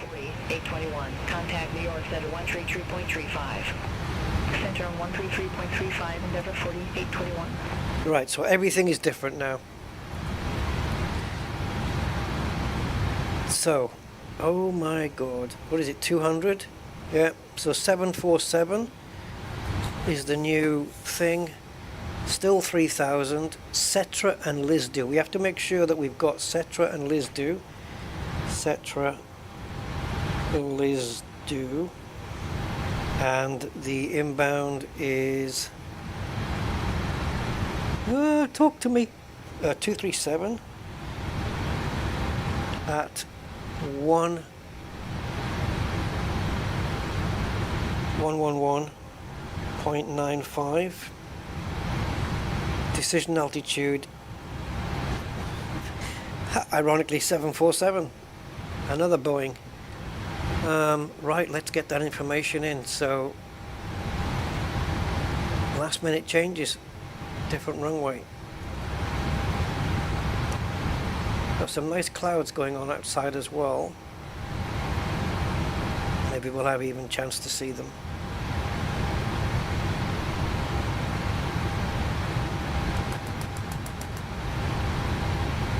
Come on, I want all this done way before top of descent, which is coming up very soon.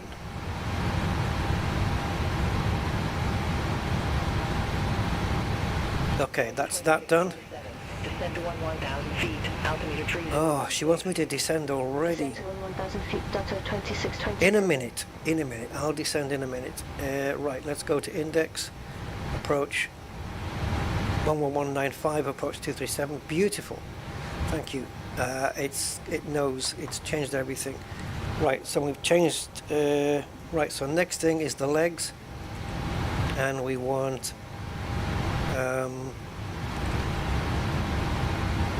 Citra, right? There's Lizdo. Okay, so it was, well, I had Citra and Lizdo, but it doesn't matter. Let's go into the flight plan and bring this down. Man, these last minute changes. Delta 2627. Contact Cleveland Center 125.875. Have a good day. Center on 125.87, flight Delta 2627. Oh, hell no. Cleveland Center, Delta 2627, descending via entry, flight level 360. Where are you taking me now, boy? Delta 2627, Cleveland Center. Good day.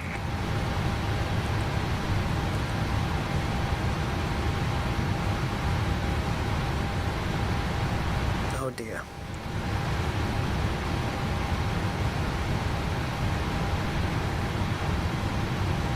Right.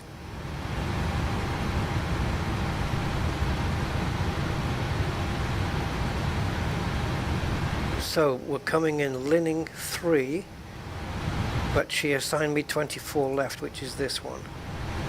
Oh, don't crash! We need this now. Right, Linning 3, runway 24 left. So it's supposed to be Verco, Marod, Dekni, Davno, Dunol. So Dunol is the last one on that list there, which is fine, and then Lizdo. Well, that looks correct. Oh, we're flying in from this way. All right, zoom it out, confirm please. All right, so it is correct. I thought we were flying down that way and then have to go back up and down again. No, it's cool. My God, freaking me out. Right, what did you want me to do? Descend. What did she say? Descend to 11,000. Really?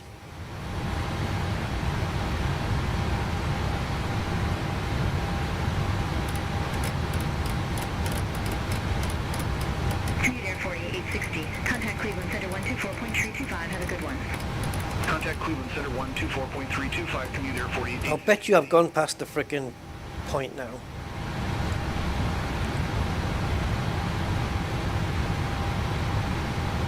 No, we haven't. We're okay. No, we're good. Top of descent is actually there. It's 20 miles away. So we do have plenty of time. I don't know why we're descending right now, but we've been cleared down. Contact Cleveland Center 125.2. Have a good one. Central 125.2 KL and 31 heavy. Bye-bye. Is that just it, level change? I haven't done it that. I don't normally use level change. Do we have to press it again, I think? Oops. That was a mistake. Well done. Well done. Ticket 4556. Contact Cleveland Center 127.475. Contact Cleveland Center 127.475. Brickyard 4556. Okay, I think we're all right now. Jesus. Right, we are descending.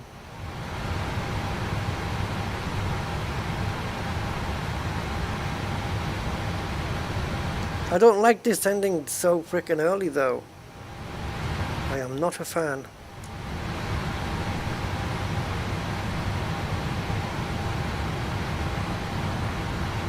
See, we're going to be way under the flight path now. We need to be 11,000 here. Alright, whatever. I'm trusting in you, Beyond ATC. I am trusting in you to not mess me out. Mess me about, I should say.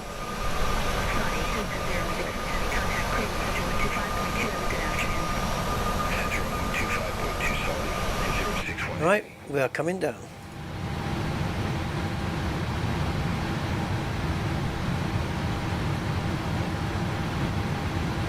Gorgeous clouds.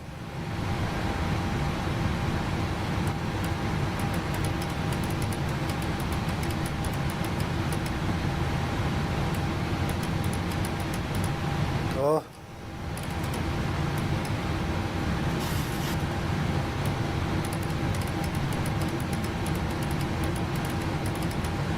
Oh. Can't get it right. Okay, inbound course is 237.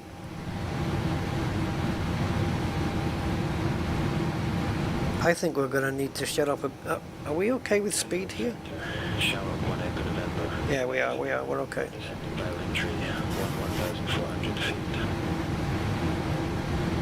Shamrock 1 Echo November, Cleveland Center. So we're level changing to 11. When we get to 11, does it flick back onto VNAV again? Interesting. I actually don't know the answer to that. I guess I'll find out. I don't normally do level change. I would probably use vertical speed and then control my descent that way. Because we're coming down at 5,000 feet a minute. That is way too much than... It's way more than what we need. We're going to hit 11,000 here.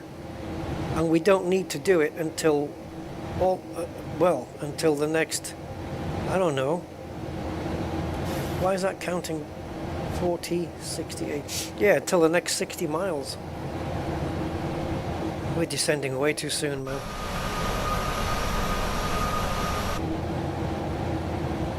I mean, look. We are 11,000 feet below the flight plan. It's ridiculous. I don't know why they did this.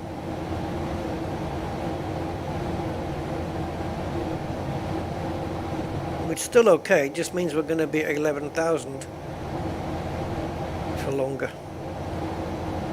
And we're okay on fuel. We'll use up more fuel down there than we will up in the higher altitudes.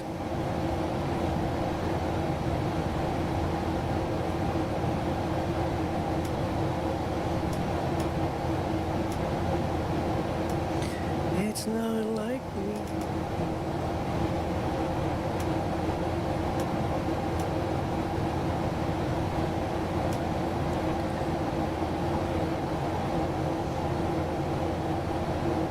don't know. I don't think it's snowing in Toronto or anything. Let's have a quick look at the weather.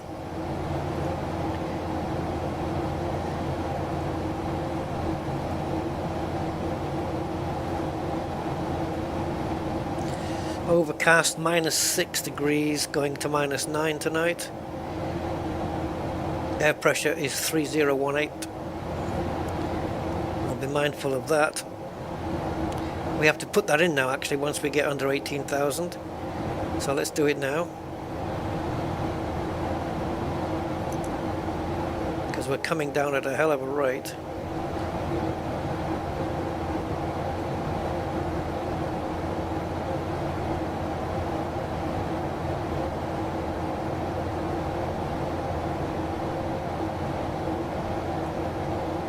$3018.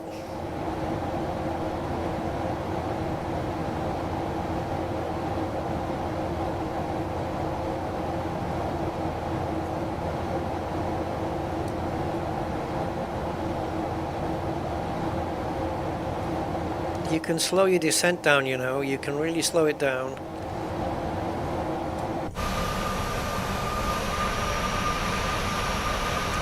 Very cloudy, isn't it? Wow.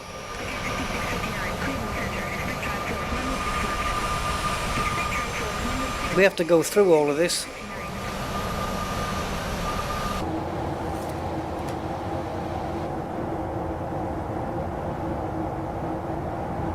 Yeah, here we go.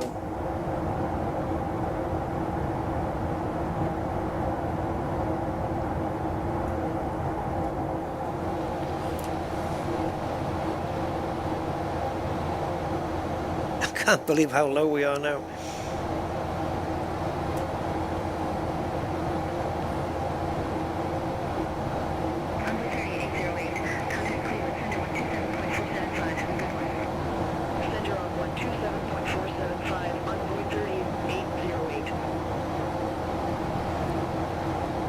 Cleveland Center, this is Delta 2627. Can you please confirm current air pressure?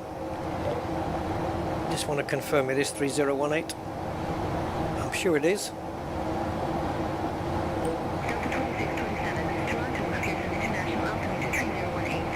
Thank you. Rogers 3018, thank you. Cool. Okay. Now this is going to be interesting. What happens when the plane gets to 11,000? Does VNAV take over? And if not, what happens when I make it take over? Center, Endeavour 5329. Good afternoon, flight level 300. Endeavour 5329, Cleveland Center, roger. Delta 2627, contact Cleveland Center 125.2. Contact Cleveland Center 125.2 Delta 2627. 11,000 feet coming up. Good afternoon, Cleveland Center. Delta 2627. Level change has gone off. Descending by entry 11,200. Now, I don't need to put VNAV on right now, but I prefer it on.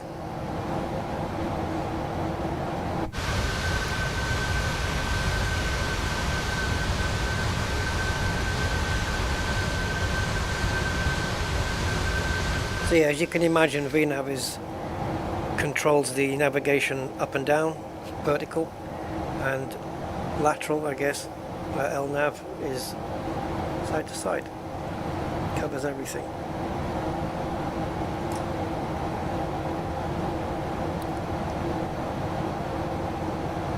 Right, I am at 11,000, which is exactly what you said. Now, if I drop this speed down, altitude, sorry, down to 3, it shouldn't move. The plane shouldn't descend because it still has some constraints to obey. See, youth, we can be at 13,000 or below,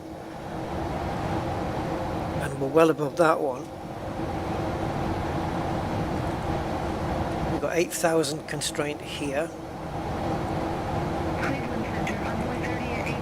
and then the next constraint is 3000 here. You know which ones are the constraints, where the ones you're constrained to is because the numbers are big, where these ones are small. So these are just the altitude that the plane calculates it's going to be at as it's descending. But these ones are the ones you're being told you have to be at.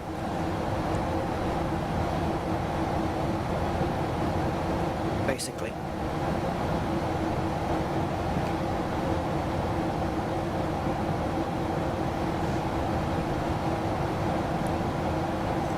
And this would be a little bit scary in VR, because it would feel so much more realistic.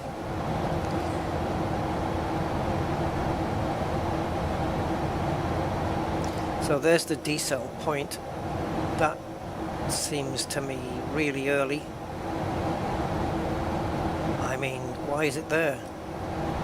Is there another one? So hold on, we've got, what are we on here? 80? So there's 80, 60, 40, 30.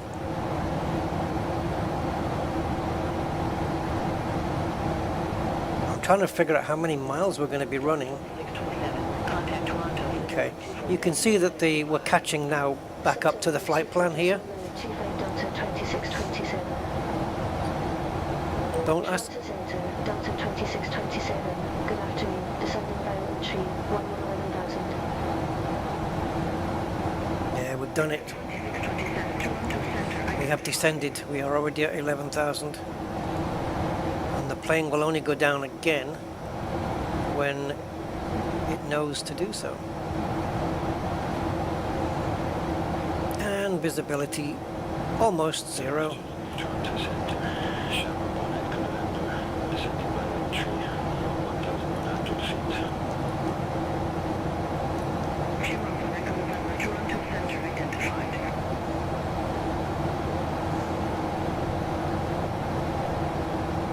You should put one of those cubey fidget spinner things here you can pick up and play instead of just fidgeting. Gives the pilot something to do. Hey, if you were boarding a plane and the captain was stood here in the doorway, you know, welcoming people on board, but he had a fidget spinner, would that freak you out? That he needs that to, you know, just gotta stay calm.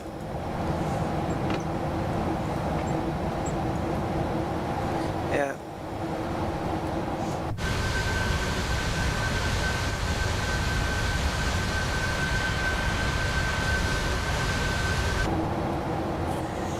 Right, we're about to make a turn very soon, and we have a decel point here. Is that the only one? Or is that just when the plane starts to decelerate slowly all the way down to where it needs to be, I think. As long as he's not drinking. Oh yeah, can you imagine him with a whiskey bottle in his hand and a glass? Oh no, drinking out the bottle. Hello everybody. I'll be your captain today. Don't worry, we'll be on autopilot. Ah, it's put another decel point in. Good, good. Okay. I feel a bit more relaxed now. What I would like to get as well is a flight where it's raining and, you know, visibility's not too great, but still enough visibility that we're allowed to take off and stuff, or that we would be allowed to take off in the real world. Whoa, look at those clouds, man. It looks like a cliff. But I like to use real world weather all the time, so it's difficult sometimes to look on the world weather map and find a place that it's supposed to be raining. And sometimes on the weather map it shows you like red patches where more rain is, blue patches less rain, red more rain. And you try and look for an airport in that, a major airport, you know, international one, inside that area. And then sometimes even when you find one and you go there in flight sim, it's not actually raining in the sim, even though perhaps it should be. You know. There we go. Contact Toronto arrival. We're already getting there. In fact, the airport is right there. It's right in front of us. We're here, and the runway is right there. It is... What are we on now? 40. So 40, 30, 20... Yeah, it's just slightly under 20 miles away in front of us. But we're going to be going that way, turning around and then coming back to it. Through that wall of cloud, apparently. Just great.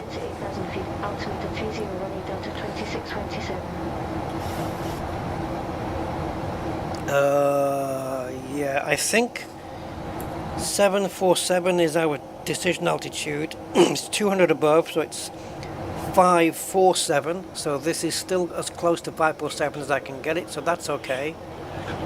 So we can leave that where it is.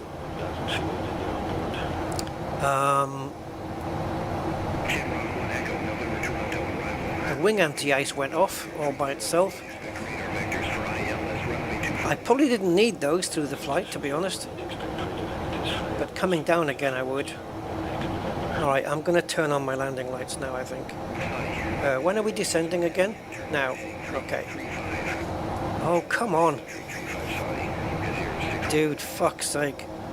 Won't even go up. Thank you. And also seat belts are on auto, don't need to worry about those.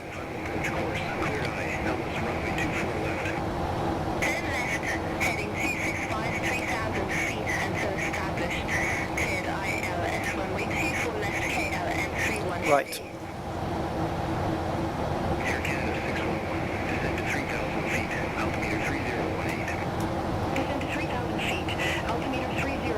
So we are allowed flaps already.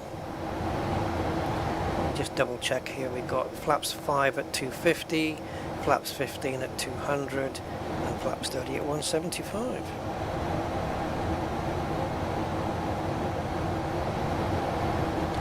So we can go flaps 1 now if we wanted to. Contact Toronto Tower 118.7, bye-bye. Contact Tower 118.7, Air Canada 415, bye-bye. Delta 2627, descend to 3,000 feet. Descend to 3,000 feet, Delta 2627. Let's go flaps 5. Be advised, information Juliet now current altimeter 3018. It's telling us we need some drag to slow the plane down.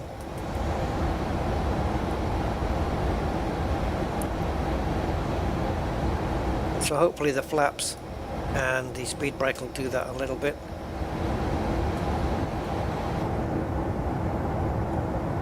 Delta 2627, leave Virpil heading 055, expect radar vectors for ILS runway 24 left. Lever heading 055, expect radar vectors for ILS runway 24 left, Delta 2627. KL131 heavy, contact Toronto Tower. Okay, flaps 10. Logitech Tower 118.7 KL and 31 heavy. Still need drag, really? 061 heavy, 2 miles from altitude, turn left, heading 250, maintain 3,000 feet until established, cleared ILS. I don't think so. 24 left. Turn left, heading 250. I disagree with your idea that we need drag. 061 heavy. Okay, right, so now we're going all the way up to Dano. Is it Dano? Is Dano the last one? Davno, Dunol. Okay, so we have to fly at least up to Dunol before we can ask the plane to turn around. And we need to be at 3,000 by Lisdu. Okay. So it already thinks it'll do 4.5 by the time we get to Dunol. Heading 220, maintain 3,000 feet. That's what it's going to aim for. Clear ILS runway 24 left. Turn right, heading 2203. Okay. I think I'm happy at the moment. 24 left, Air Canada. 61. The wind has died down considerably. It is a little bit of a crosswind, but it's nothing to be concerned about. It's only 12 knots.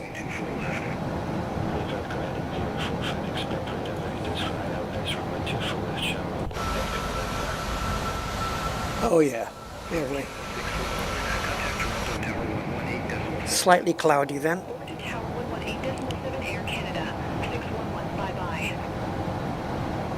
Saudi, at 061 heavy contact Toronto Tower 118.7, have a good afternoon. Contact Tower 118.7 Saudi, at 061 heavy. Tamrock 1 Echo November, turn right heading 045 vectors for the approach. Turn right, heading 045 Shamrock 1 Echo November.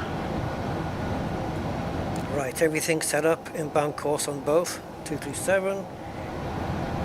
VNav, LNav still on, auto throttle, flight directors, brakes, there. Auto brake set to 2, and we'll set the speed brakes later.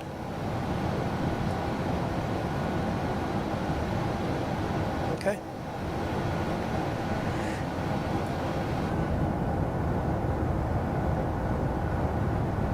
Down we go.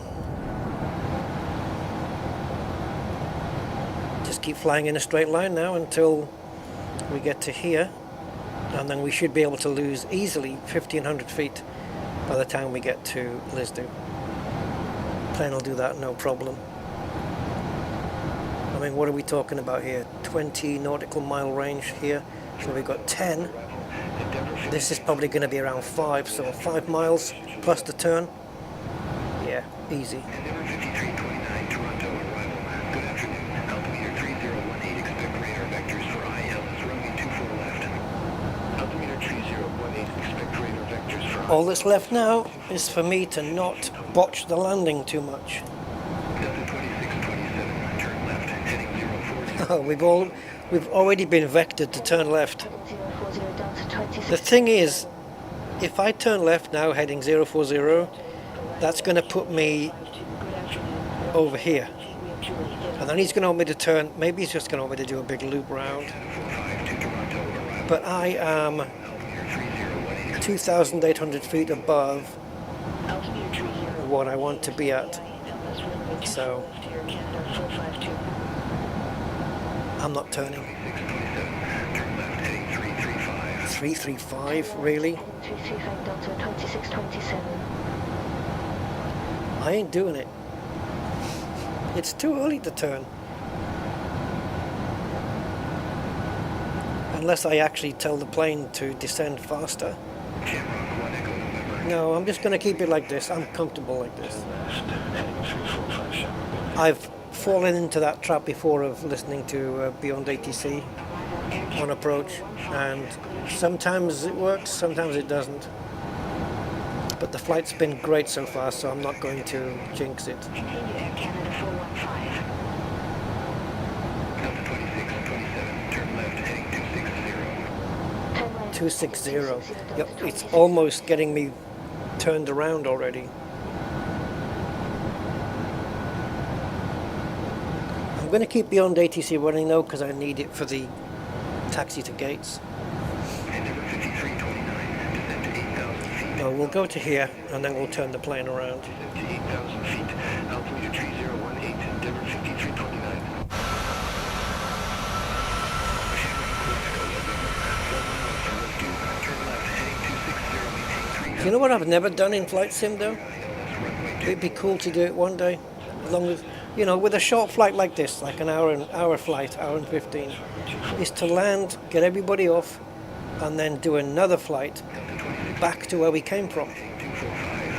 Now that would be cool. And 245 Delta 2627.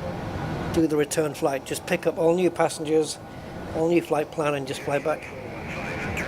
And I think you can do that because you have a flight plan, and certainly in the Phoenix, I'm pretty sure you could do it here. You have a secondary flight plan, which you load up, and it's your return leg. Now that would be neat. Right, so it's estimating reaching 3,000 by here, but that's only because we're only descending at 450.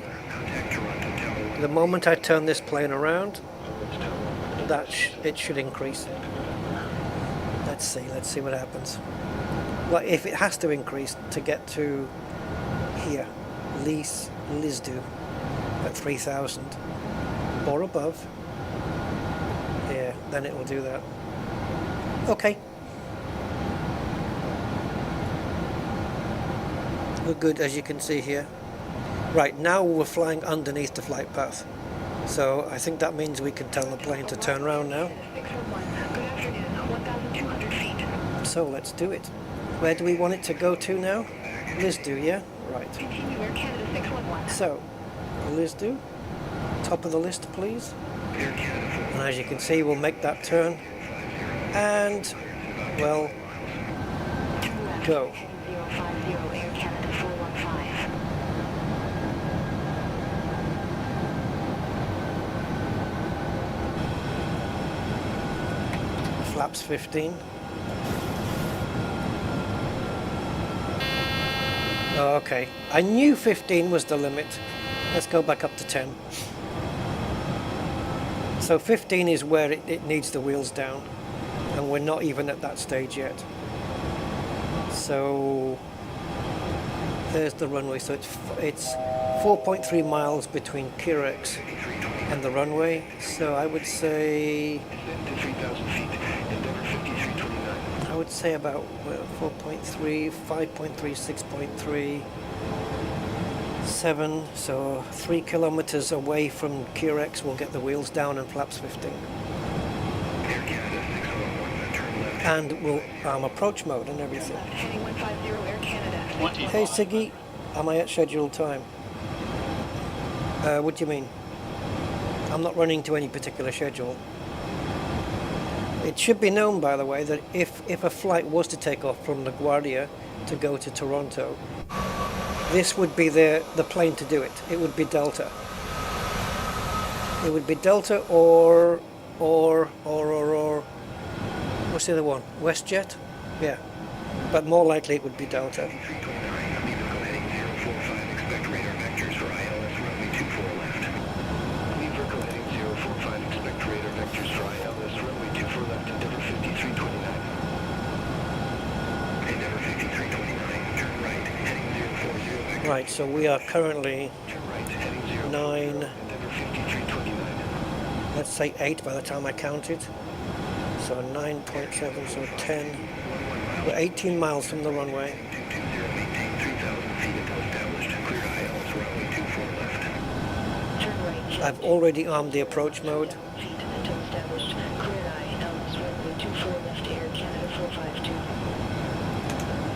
Air Canada 611, turn left, heading 050. Expect further clearance in about 25 miles. Turn left heading 050 Air Canada 611.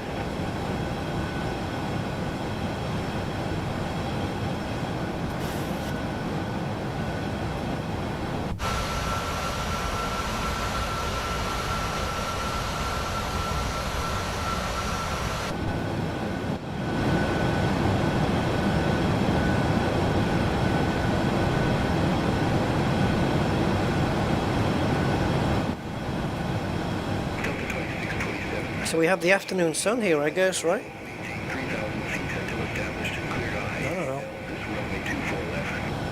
From present heading 3,000 feet until established. Cleared ILS runway 24 left Delta 2627.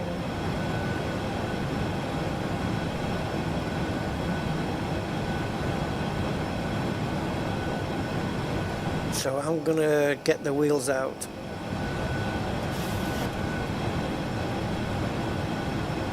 Just about here. About 7 miles out, really.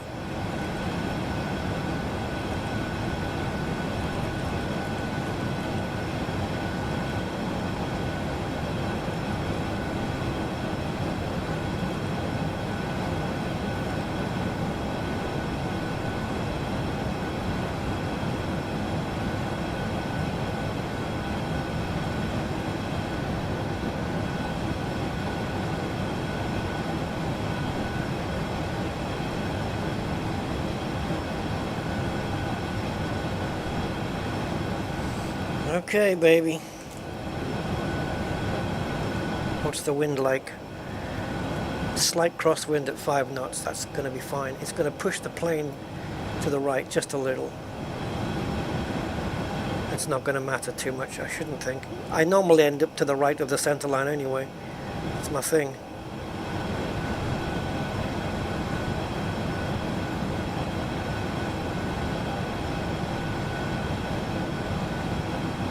So you're telling me, so runway 224 left, 10 nautical miles? Oh wow, okay. That's good to know. I've only just spotted that. Every time I want to calculate the runway, it's we must have a different air pressure because this has come out. Toronto Tower, Delta 2627, AOS runway 24 left.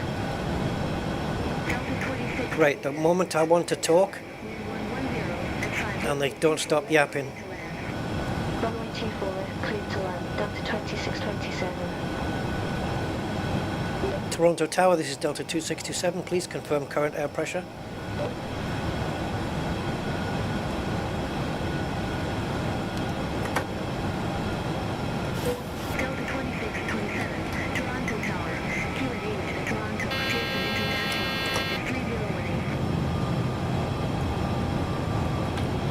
It is 3018, so I don't know where the reset MCP altitude is coming from.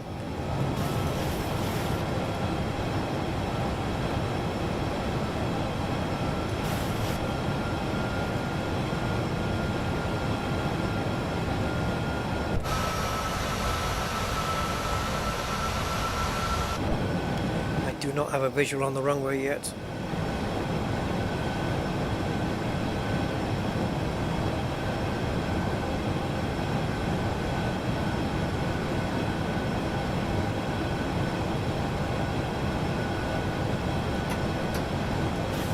Flaps 30.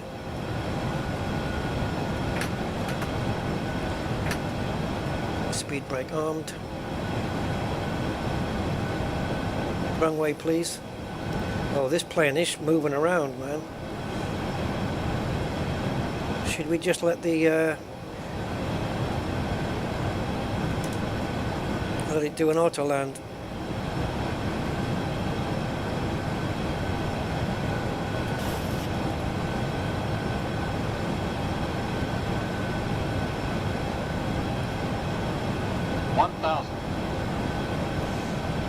Is it normal for the approach light to go off at this stage? VNav and LNav are off. Okay. So far the approach is okay, but last time we overshot it because we were going too fast, and I think that's still the case right now. It keeps doing this.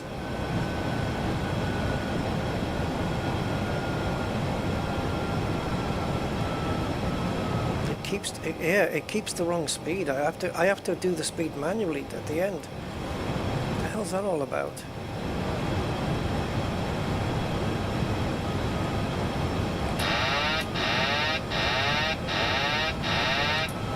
Approaching minimums.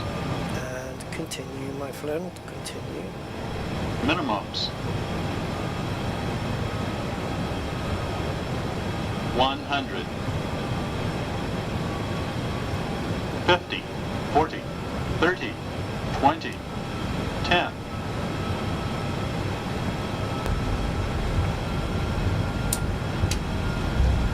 Okay, that plane was wavy, man.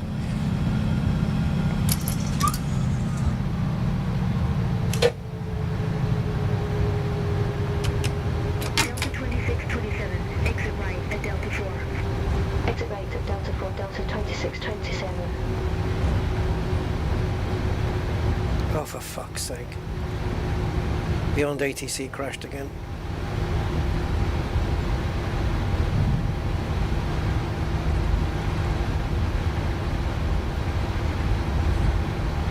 I have no idea if this is Delta 4 or not.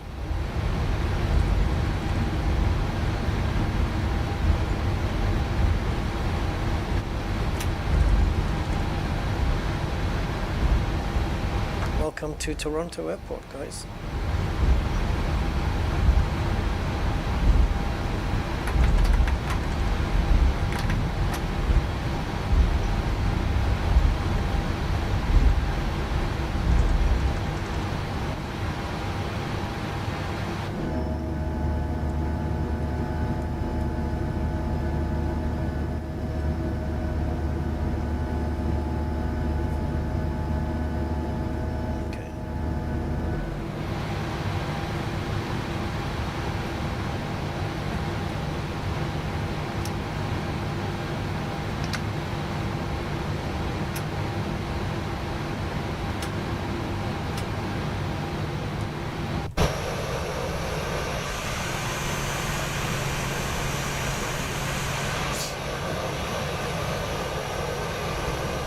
Hey, Toshin. Yeah, if you go, if you bought the previous one, oh, in Marketplace, oh, I don't know. I did mine on, I bought the plane through their website. So I just went to go and buy the plane at the full price, and then it did the discount straight after. On Marketplace, I don't know really, mate, sorry. Yeah, not sure. Generally I don't buy planes off the Marketplace if there's a website to do it, you know, because you tend to get a better price on the website.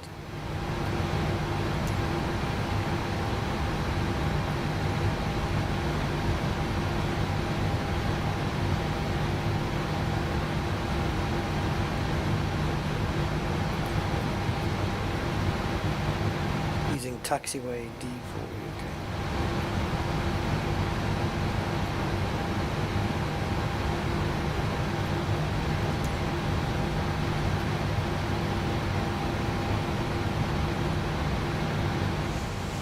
Gate 170 using D4 CED.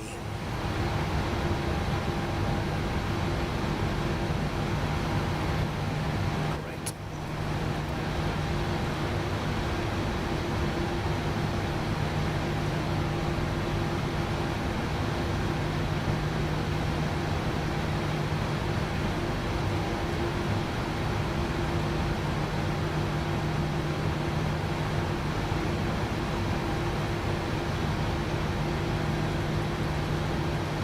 Right, so what's the first one? D4?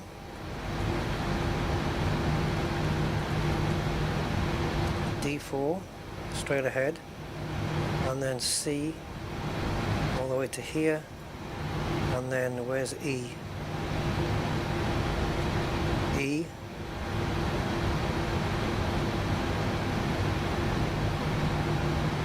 Alright, I'll tell you what, why don't you just show me where gate 170 is?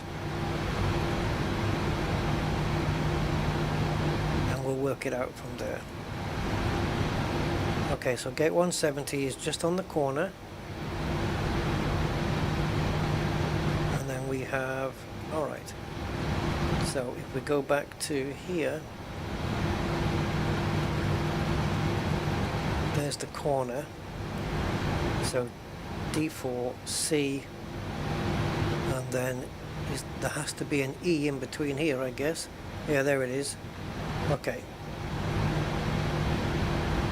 Zoom in a bit more, please. Sure. Right, so we're basically taking this turn off all the way here, and then turning off here, and 170 should be there. So across the runway, which we presume is going to be empty. Yeah. All right.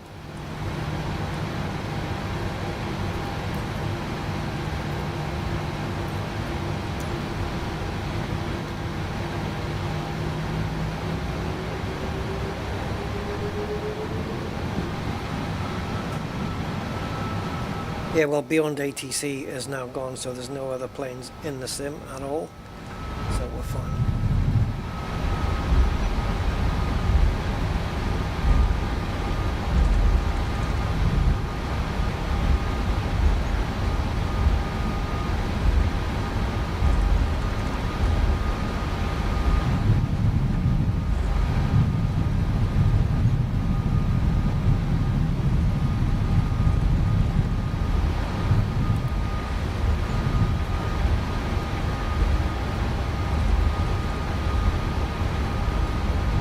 Trying to get a view of the fricking tablet and the plane at the same time. It's not easy. Sorry. Don't freak.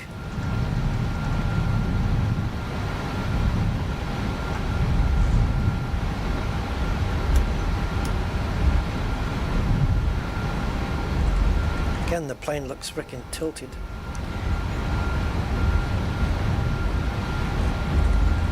This time it looks like it's tilting to the left. I think it's just a camera. Is that meant to be an airport building?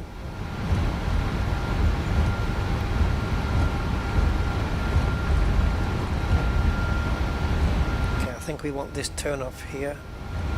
Not this one, but the next, which I think is delta.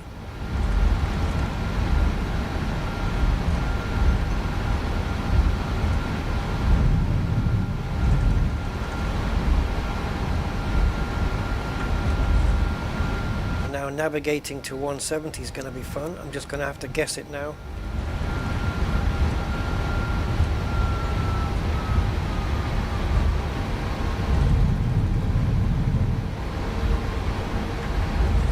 I wonder if they're numbered. It's definitely on this corner.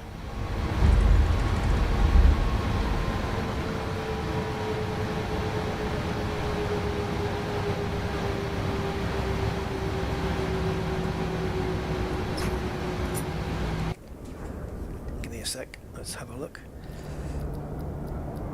I'd like to get things right.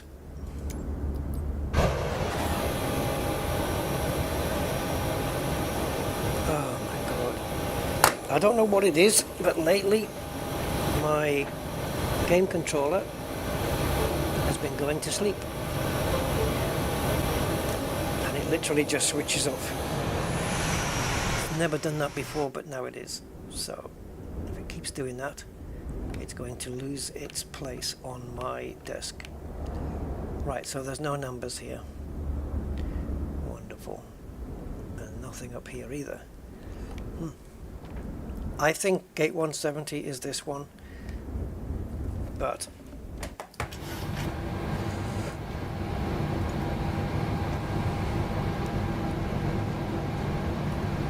I don't think it puts the taxiways, sorry, not the taxiways, the parking with the plane on. Oh, I don't have coordinates, so we can't use that one.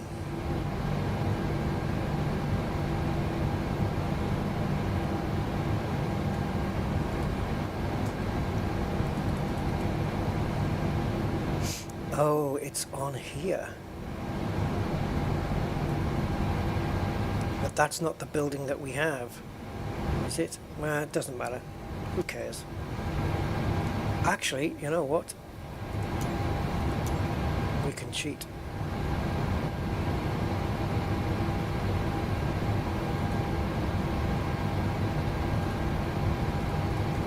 Okay.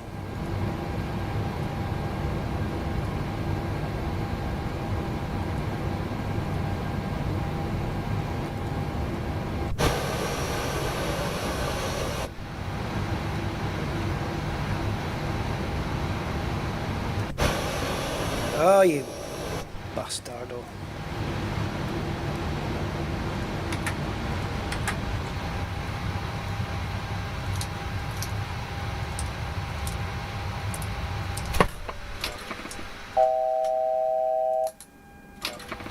Should have done that before I shut it down.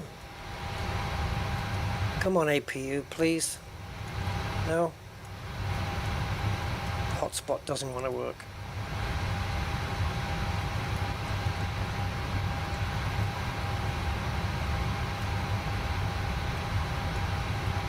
Nope. Thank you.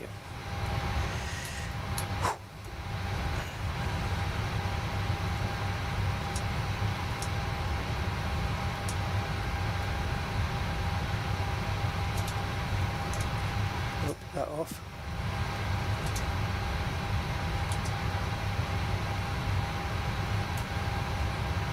You didn't spill your beer?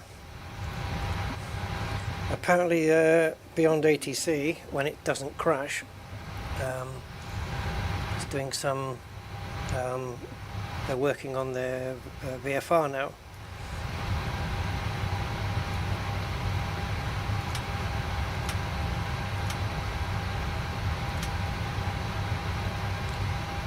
Right, should we get people off?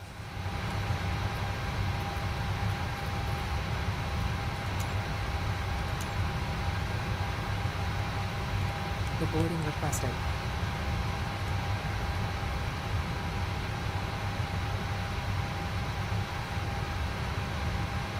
The mouth of the snake is coming. Yeah, and they've introduced thousands of new VFR charts in Navigraph as well. demonstrate that in a second. That does not look like it's landed where it's supposed to. It's come right over the cockpit there. Oh yeah, okay, it looks right from here. Yeah, look, it doesn't look like it's touching the window from here. But yeah, it's just different perspective, I suppose. Have you gone into the VFR charts in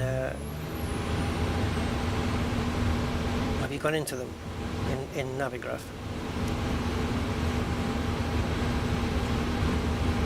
Wait, that jetway's got no floor? Oh yeah, it does, sorry. Looked like it didn't have a floor for a second.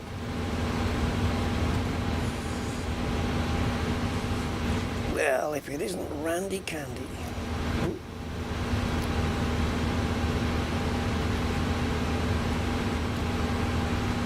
Oh, I'll show them to you if you want. If I can remember how to get there. Well, welcome to Canada in all of its wondrous whiteness. I need to buy an airport for this. I need to buy Toronto. In fact, I may have already done that. I haven't been putting third-party airports into this sim yet because I've been too bothered about frame rates. But to be honest, right now I'm running 100 frames per second here.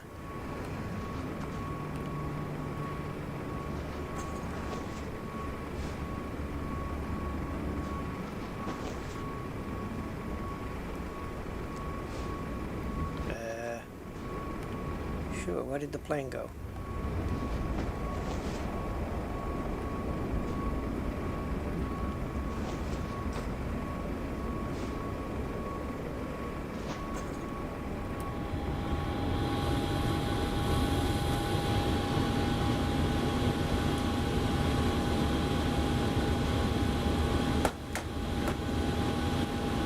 I don't even know what poutine is. Have you been poutine it about? Right. So, if we look at, let's have a look. Window, there we go. Window capture, Navigraph.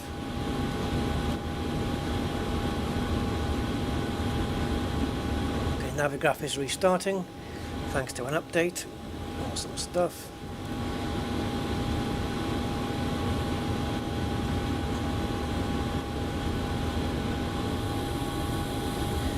Yeah, so we've got European Jeppesen VFR charts, European. There's about 2,000 of them, so it looks something like that.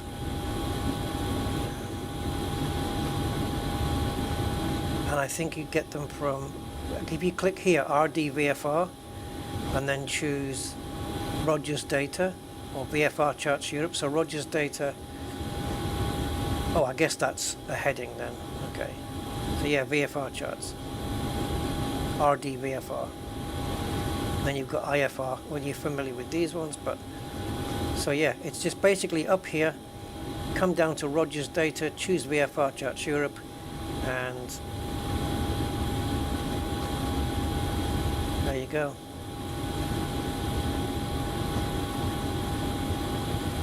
Somewhere right in the middle here, and then I guess it's busier down south, London area, I don't know, all the airways. Hey Siggy, hey, thank you man.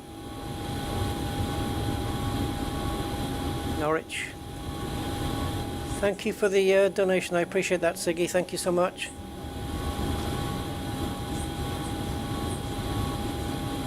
This is your 5th super on the live stream, really? Oh, thank you.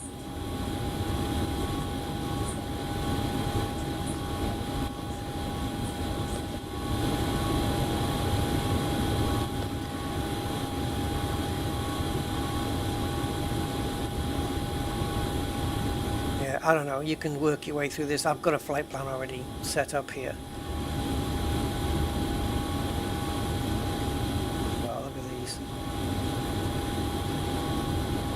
So is this just one chart for the entirety of Europe and you just have to just flick around it, or can you select?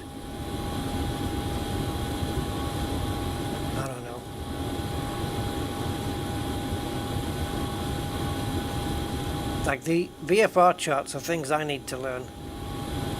I understand some symbols, very, very few, but it's something I need to learn, because I look at this and it doesn't mean anything to me. It doesn't mean a thing.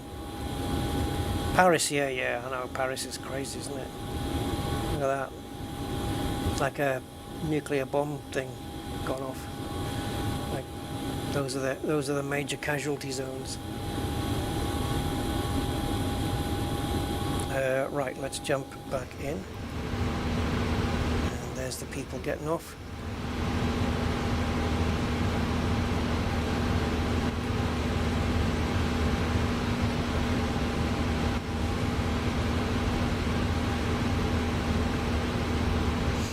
Hey, I've told you not to wear those pointy shoes. They go through the floor. See? Right, anyway. There we have it. Delta Airlines. LaGuardia to Tirana.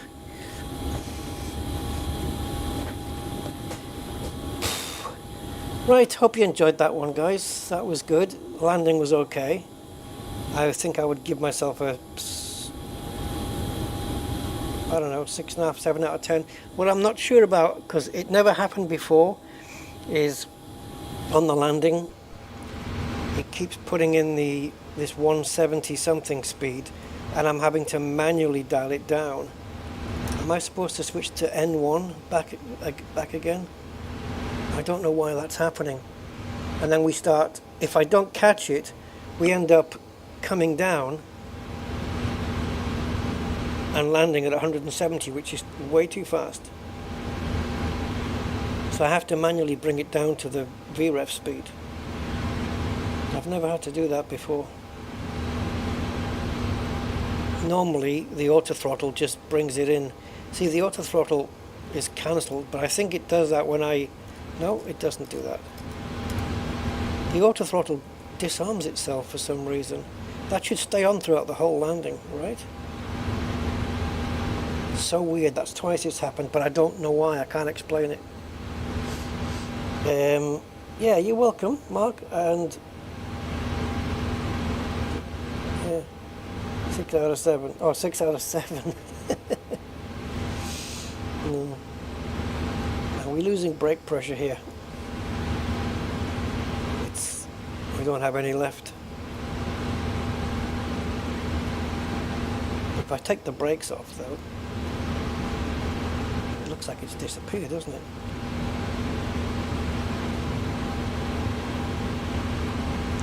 Can't take it off like that. There we go. Does it put the brake pressure back? Or is that, are we talking the main brakes? I think it's the main brakes it's talking about.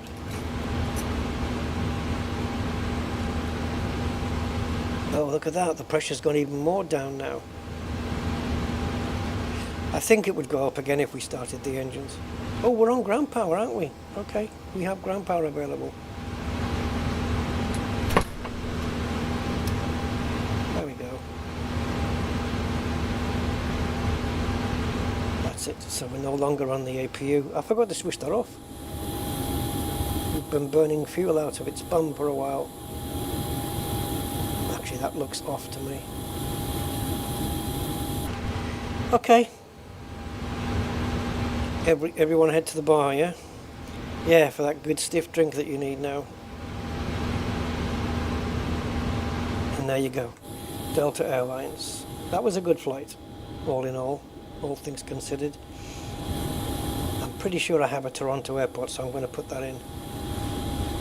I'll have to remember, just whenever I pick my 2 airports where I'm flying to and from, to go through into my add-on manager and just put those airports back in, just those 2 airports back into the sim for that flight. I think I'll do that. Well, I fancy gaming still. Is that the APU shut down? Wow. Yeah, I fancy gaming still, guys. I don't know if you guys can handle any more of me, though. Well, maybe I should just go watch a movie. I don't know. My heart wants to do AC Rally, but my head says no, you're not ready for that yet. I've been pushing it too far on screen. I don't know. What do you suggest?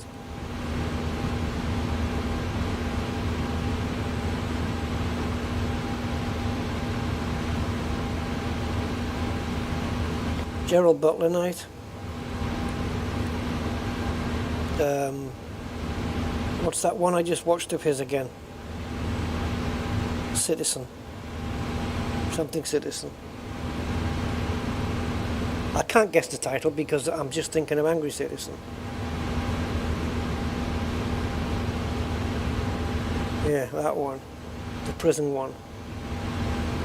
Law Abiding Citizen, I think it's called, yeah. That one. Wasn't a big fan of the ending of that one, but okay. It is what it is.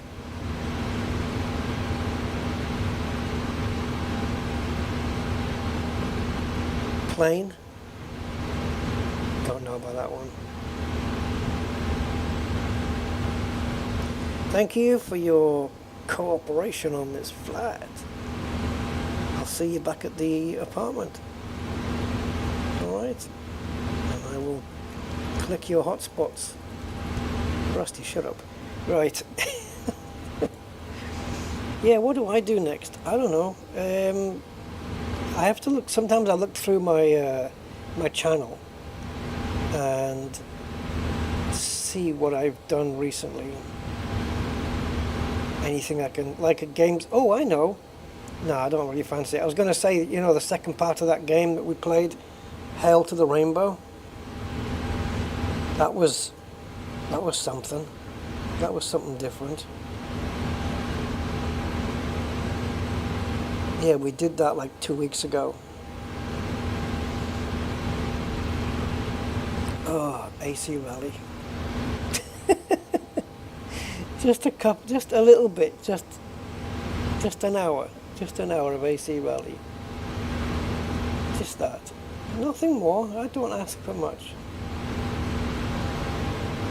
Or I could leave it until tomorrow. Should be wearing bows. Yeah, I don't know what. Yeah, these are kind of old-fashioned. And the thing, it's all clearly underneath her hair.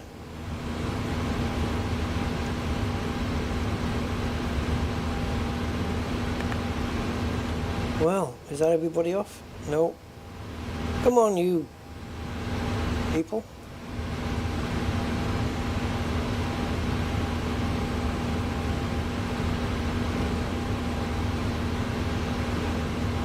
Sound change.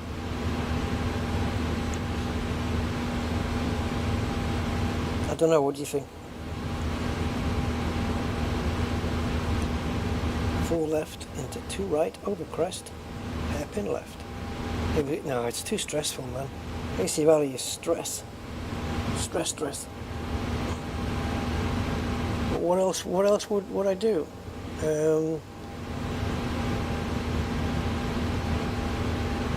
If we say no to racing,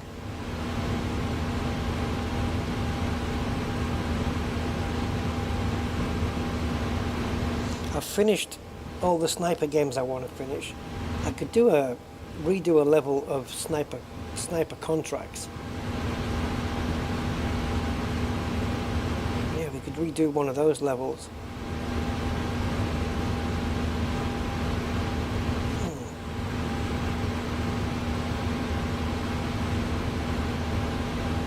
I'll tell you what, I should actually really eat something instead. It's only, well, it's 9 o'clock, so yeah. I'll do another stream tomorrow. Oh, okay, who's your sickly Christmas guest, man?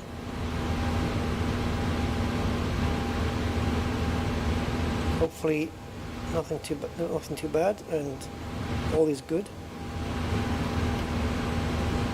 Or all will be good. Let's have a walkabout. Free flight in a big city.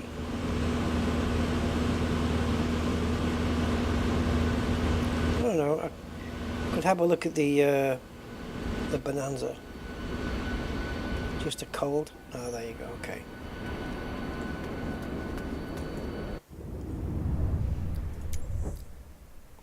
All right, Bondoodle.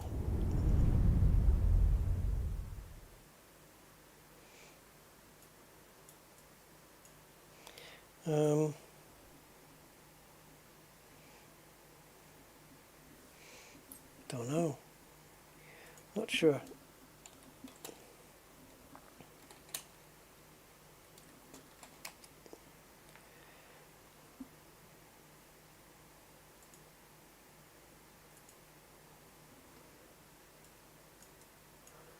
I keep trying to rotate this world around and you can't. Wow, is this the snow coverage? Jesus. What about up here then? We're going to need skis on the plane. Oh my God. Chapman Lake.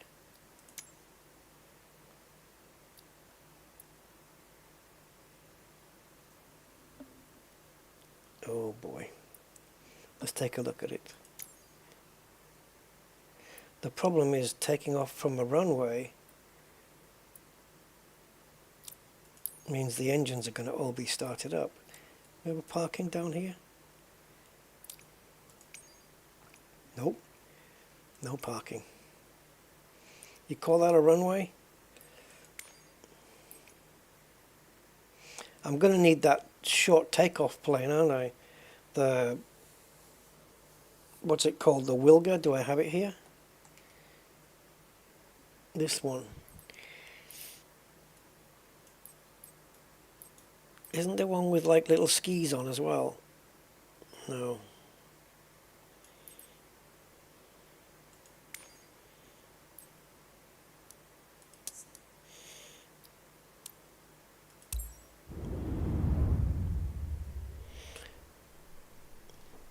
Yeah, you can get those planes where they've got wheels and they've got skis as well under, you know, that are kind of floating midway through the wheel.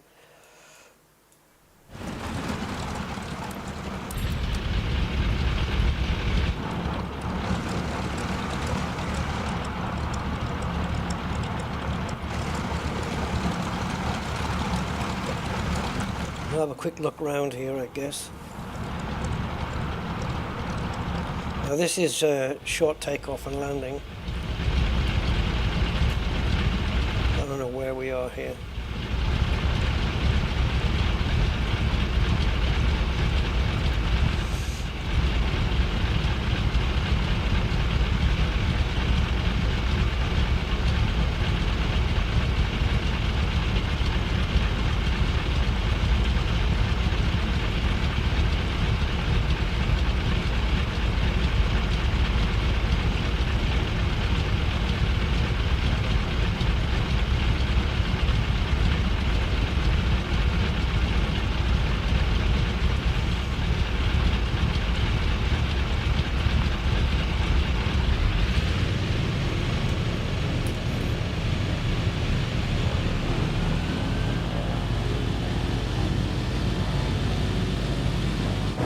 See how quick that was taking off?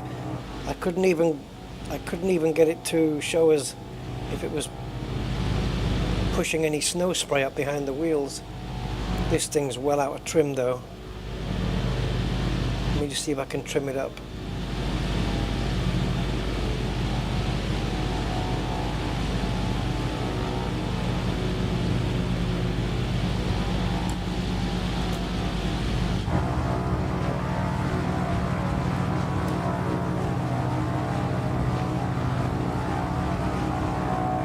Feels like it's going to take a while to climb.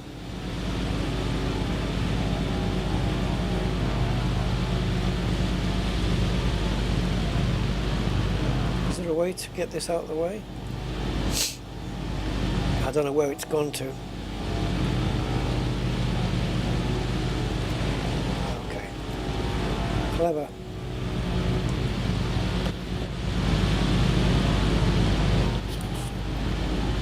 So what's this? What's not up to temperature yet?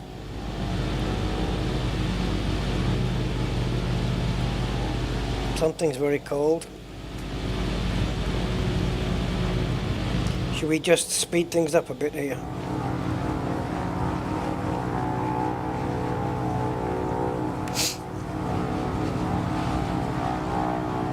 I find the only thing that lets this down is that the mountains stuff, the hills, whatever that you want to call them, they seem to be quite rounded off at the edges and stuff. There's no... Oh, there we go. Let's come back in again.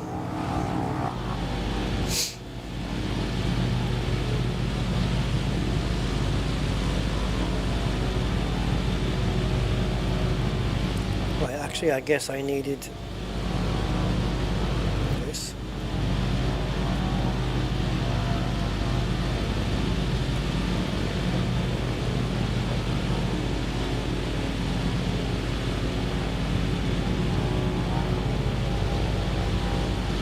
Be brutal with it.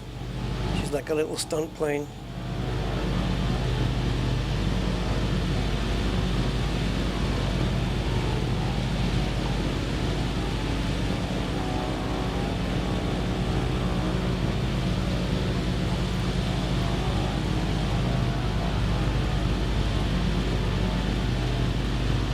Oh, that's quite a distance. That's going to take ages to get to that airport.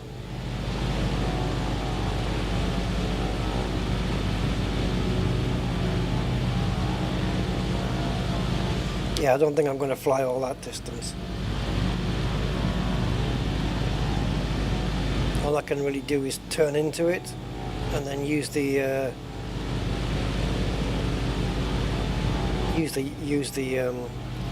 I've forgotten the name of it now. This function.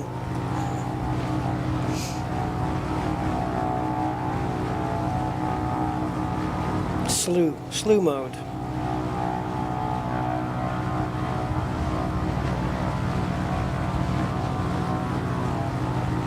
Because there's 50 odd miles to cover.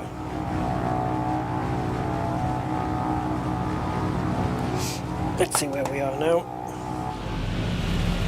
Oh my god, we're almost there. Okay, let's bring it down.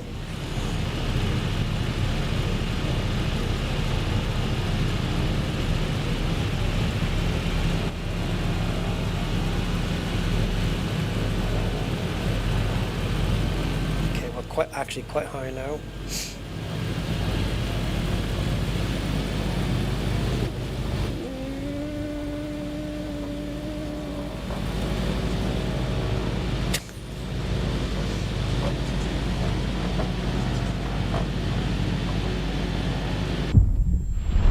Oh, you bastard. Yeah. Stress is... I've got stress enabled. And damage enabled. What a bastard. I forgot about that.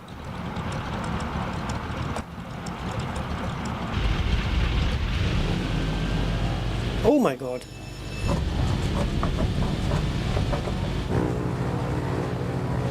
I had no engine power.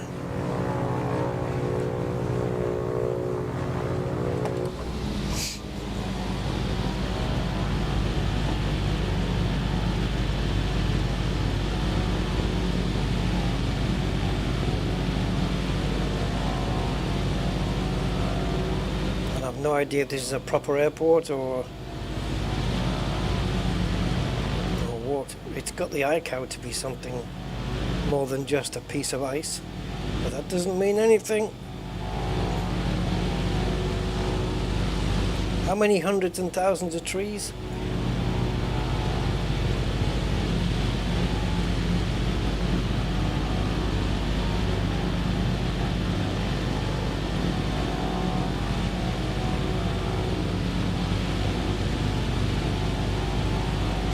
What range have we got this on, do we know? 3D vision. Dun, dun, dun, dun, dun, dun, dun, dun, dun, dun. Great.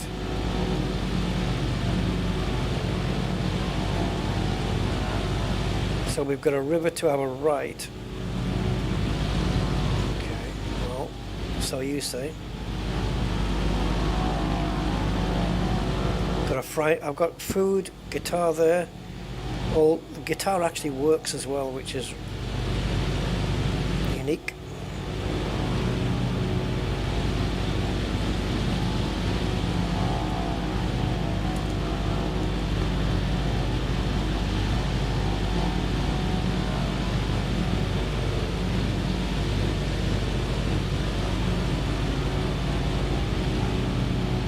Looks like we're still quite a ways to the runway. Just a lot of Arctic looking tundra.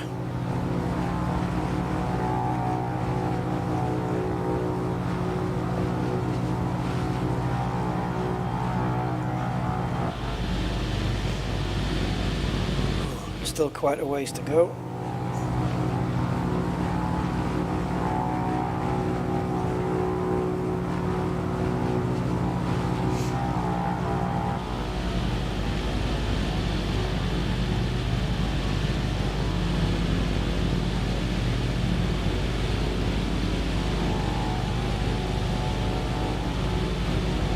Well, now I don't know. Is that it? I can see the runway, it's just, it doesn't really matter which way we land it, does it? Nah, we don't care. We just bring it down.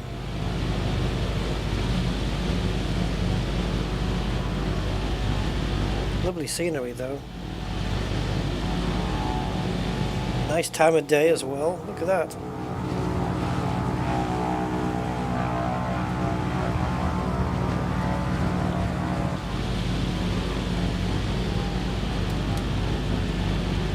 Wow, man, putting flaps down just to that one position just really hiked the nose up.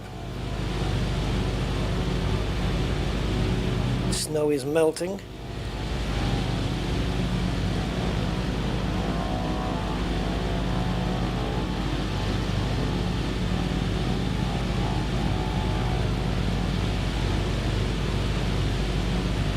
I'm not making any guarantees I can even land this.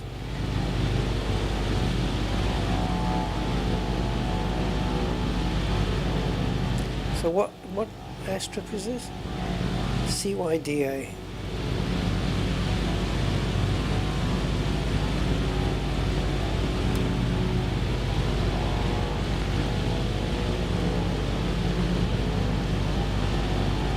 It's reporting that we're a bit high, and we are, but it's okay.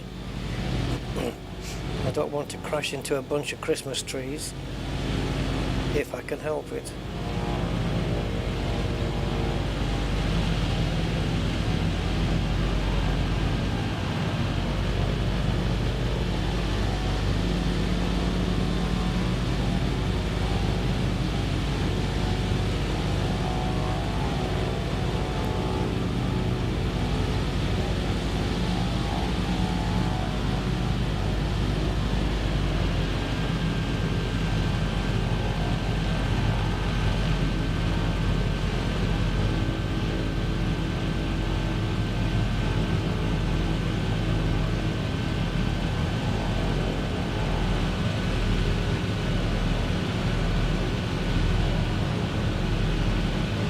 At what point do we stall this thing? I haven't got a clue. Hopefully it will beep at me before it stalls.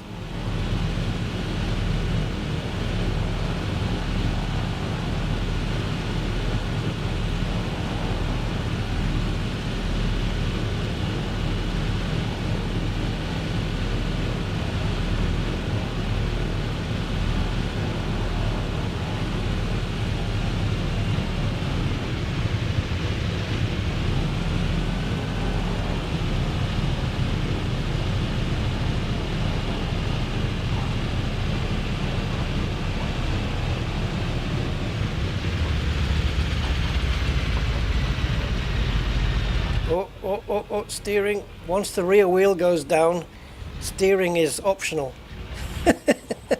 Wow. Yep.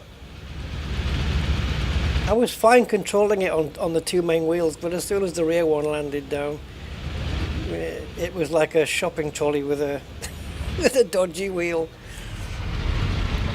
Oh man.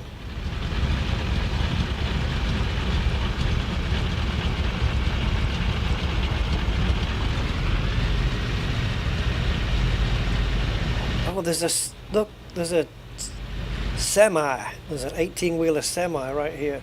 So now we can make a delivery here at this truck and then drop into American Truck Simulator and drive it from here to, because I think we are getting Canada now in American Truck Sim.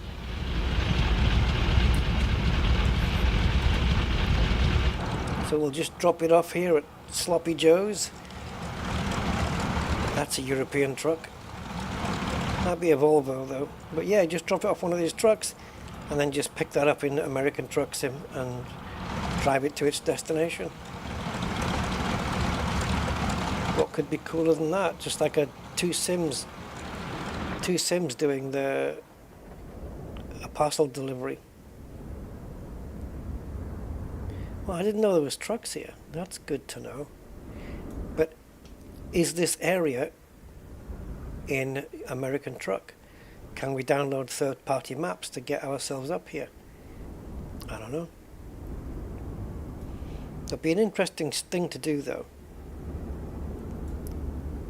Euro Truck Sim to take a parcel to an airport in Europe and then take a flight across the Atlantic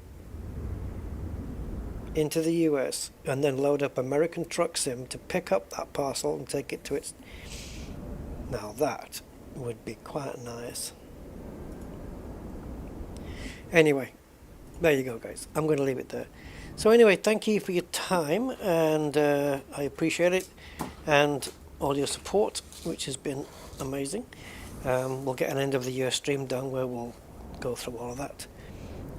And until then, I hope you guys have a good rest of the day and enjoy your evening and afternoon or whatever, and I'll catch you on the next one. So until then, have a good one and ciao for now. Bye bye.